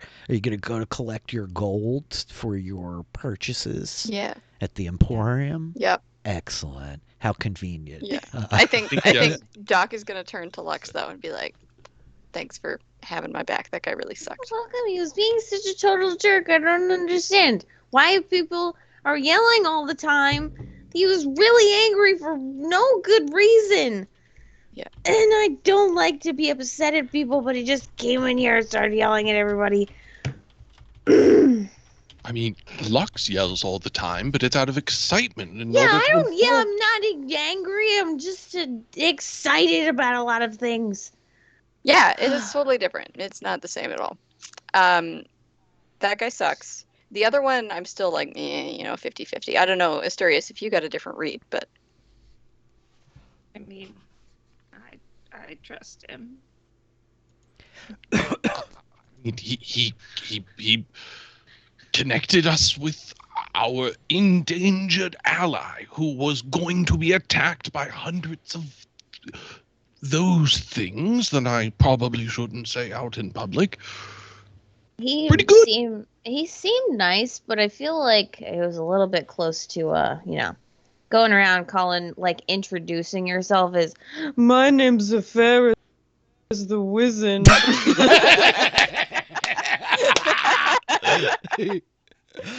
Like, I mean, come on. yeah, right? And everyone we meet is all like, "Oh wow, the gift queue and the tiefling are so incredible," and like, it's fine. Look, I'm sure we will eventually come upon people who will find your background deeply interesting in some way. We just haven't I yet. kind of hope not. Usually, the people Yeah, that no, find it it's interesting aren't the fine. best people. It's fine. It's fine. Oh, okay. Well then, back to the ship. Get our goods. Go back. Attempt to convince Zrox to come on our ship again with us. Fly out to the ocean, the Teeth Islands. Pick up peanut butter yogurt, Reese's Stranded. And Now, how many islands look like teeth? This is my question. I know the one. Don't The worry one. about it. We Right, made but it does abundantly clear. He know the one. That's the Yeah, problem. of course I he feel does. like he would have asked if he It's didn't. like his hometown. It's like the Yeah. back of his hand. Right, knows. exactly. That's why I'm saying there might be a lot of islands that look like teeth that he's aware of that we are not yet aware of. There was a The one that particularly looks like jaggy one that teeth looked to like, like a, eyes. Okay. like if a that's big. a problem, it's one we can just ignore until it becomes a problem again. Perhaps Yeah, it this just is again. solves We itself. And talked like I about said- this. I like to foresee problems and avoid them, and you go charging right towards them and just figure they'll work themselves Here, out. Doc, listen. They Just usually calm down, do. okay? Good. Guys, it's okay. Listen, worst case scenario, we fly our coolest freaking ship that can do anything over the landscape until we find him. We'll do this thing, okay? I'm not worried about it. Don't stress. Let's go back to the ship and get our money so I can get that plant pot that's going to give me a friend, okay? Yes. And as this speech bounces around between the four of you, followed by this little mechanical dragon that is Waffle, while you stride through the busy streets of this spaceport Waroto on this water world of Cerelia, the camera pulls up away. We see the teeming streets, the two docked freighters, the warehouses, and most importantly, we see the five of you approaching the Dragonfly, your ship, so much smaller than these others, with these green kind of wings on the back. And as the lot of you come like striding up to it, Lux is like, everything's gonna be great, you guys. And the scene fades to black. And that is where we will leave our adventurers this Yay. week. Yes. Great This was one, a Rich. really fun episode, you guys. We didn't even roll combat, and like I don't care. I I had love so it. much I fun. love It it was so great, good. right? Did you guys all have fun? Yes. So good. I don't just think I want to rolled stop. a single thing at all. No, we barely rolled any I don't dice think tonight. I It was a clicked really a fun single night. thing. Yeah, it was a really fun night. I just want to hype up Meaningless Cosmic Void for bringing Smelly Cat Yeah. and the raid here. Thank you guys so Thank much. you. Thank you for the follows. Feel free to like smash that button before you wander off out of here. Thank you guys very much for the subs too. It's cool. I am DM Philly. This is the awesome team of people. This is Dragonfly, where we play D&D in space every Tuesday night. So we're glad that you guys were able to wander in and catch the end here. But awesome to have you. So, what do you guys think about all that? That was fun. I really was had a blast great. tonight. Yeah. This is a really good episode. I've been like waiting for you all to meet my little cobalt friend for a Yes, while. I so I'm need glad him. that- I need to take him with us. I need it so bad. I like that the new it shouldn't be a surprise to me as like somebody who's been doing this for 30 freaking years. You'd think I'd know by now, but like, oh yeah, you want to take every NPC you meet with you on the spaceship? Like, Yeah. big surprise. Hello, How did I Xanatos. not see That that coming? NPC, come on. Yeah. He's yeah. great, right? He's a good And one. He's a good one. Xanatos, like earlier, was like, Taylor doesn't collect pets; she collects NPCs. She does. Yeah. Taylor loves to collect an old NPC. Old. Yeah. Yeah. 63-year-old kobold who's never seen the world. Yeah. We won. yes. Oh We won it my with it. goodness. Yeah, it's. God, if he gets on the ship and then just dies, I'm gonna lose it. I'm scared of what yeah. he's gonna think of Badman. Oh my god, I can't wait for Badman to meet He might that say no. guy. He might say no. He might say no. We have to brace ourselves for rejection. Indeed, he We have to might say prepare no. ourselves. True. This is fascinating to me. Meaningless Cosmic Void. Fun fact: you didn't know anything about D&D, but haven't been able to stop watching us. I have no idea how you stumbled in here, but it's delightful. So thank you. Yeah. Smelly Cat, thank you so much for the raid. Yeah, we're gonna wrap up tonight, but it's kind of late for us. So, my friends, what's going on with you this week? Melissa, you guest starred on Sabotage the DM yesterday. What else is going on with you this week? Where should people be looking for you and check you out? Oh gosh, yeah. So twitch.tv/sabotage the DM. Check out the Arcane Ward. It's so far it's just one episode, but I think we're gonna do more. So that was really cool. Otherwise, I am podcasting for post show recaps. So patreon.com/post show recaps. $5 a month gets you access to a whole bunch of cool podcasts.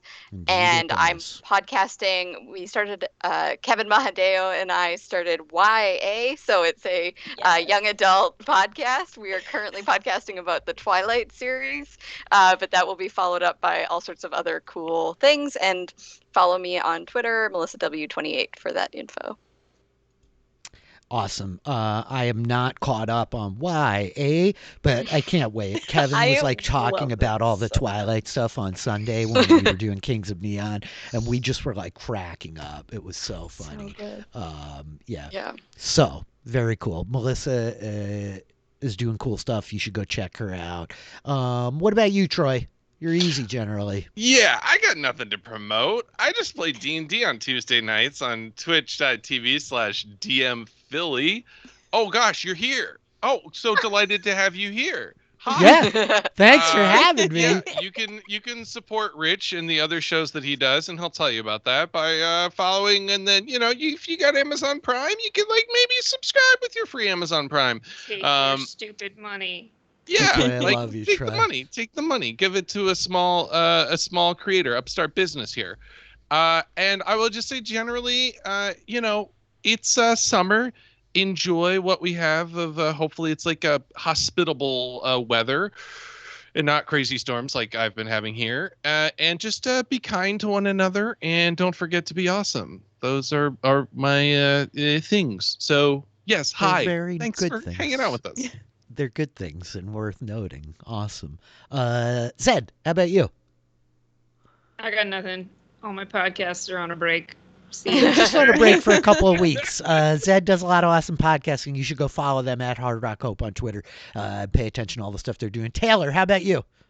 Ronnie422 on Twitter, twitch.tv/Ronnie422. On Thursday, we'll be back for episode 4 of Dragon Age Origins. It's getting interesting. Yeah, totally come hang out and watch that. I'm getting back into the swing of it. It's one of my favorite games, and I'm just happy to be playing it again because it's been years. I'm psyched that you're streaming a game you love that Yes. much. Like, we've talked so much about it over the years, and it's something I've not played. It's fun for me to be able to like get a view into Dragon Age through like your familiar eyes. Like I've been digging that or whatever. Yeah. Cool. Yeah, go follow Taylor. Check her out Thursdays. It's going to be good. I am Rich Filiberto. I am DM Philly. Thank you guys all for popping in this week. I do a bunch of role-playing game stuff. On Sundays, we play a really cool game called City of Mist. That is an investigative kind of detective game in a world of like supernatural people imbued with the powers of like myths, folklore, and legend in a neon metropolis. It's very, very cool game. Monday nights we play Firelight Tales, a super traditional D&D game that is like inspired by JRPGs of the 90s. Tuesdays we're here with Dragonfly, and it's rad. I also do a D&D podcast over at Post Show Recaps on their Patreon, like they're saying, and you should check them out because they are very cool. In a couple of weeks, I will be over at Sabotage the DM, actually on Sunday. TPK. Yeah, the TPK is going to be sick. But on Sunday, I'll be over there for another Rebel DM panel where I'm like just talking with all the other Dungeon Masters over there, Josh and Joe and all of them, about our experiences, our thoughts, our feelings, what we love, what we hate, when players are awesome, when players make us pull our fingernails out, all that good stuff. And then, yeah, I'm doing a big Royal Rumble with them. So it's going to be cool. But to all you newcomers, thank you so much for wandering in. Thank you for hanging out. Thank you for like pushing the follow button. It like makes all the difference in the world to me, so I really appreciate it. And yeah, that's it. You'll catch us back here next on Sunday night at 6 p.m. Eastern, 3 p.m. Pacific for Kings of Neon. It'll be the launch of Season 2. Come check it out. Anything else, you guys? Anything I'm forgetting? That's it. Thank you. Okay. That's great. Great time. Yeah. Thank you Have guys. fun. Thank Tonight you guys was awesome. so much. Thanks for So coming. Goodbye. Goodbye.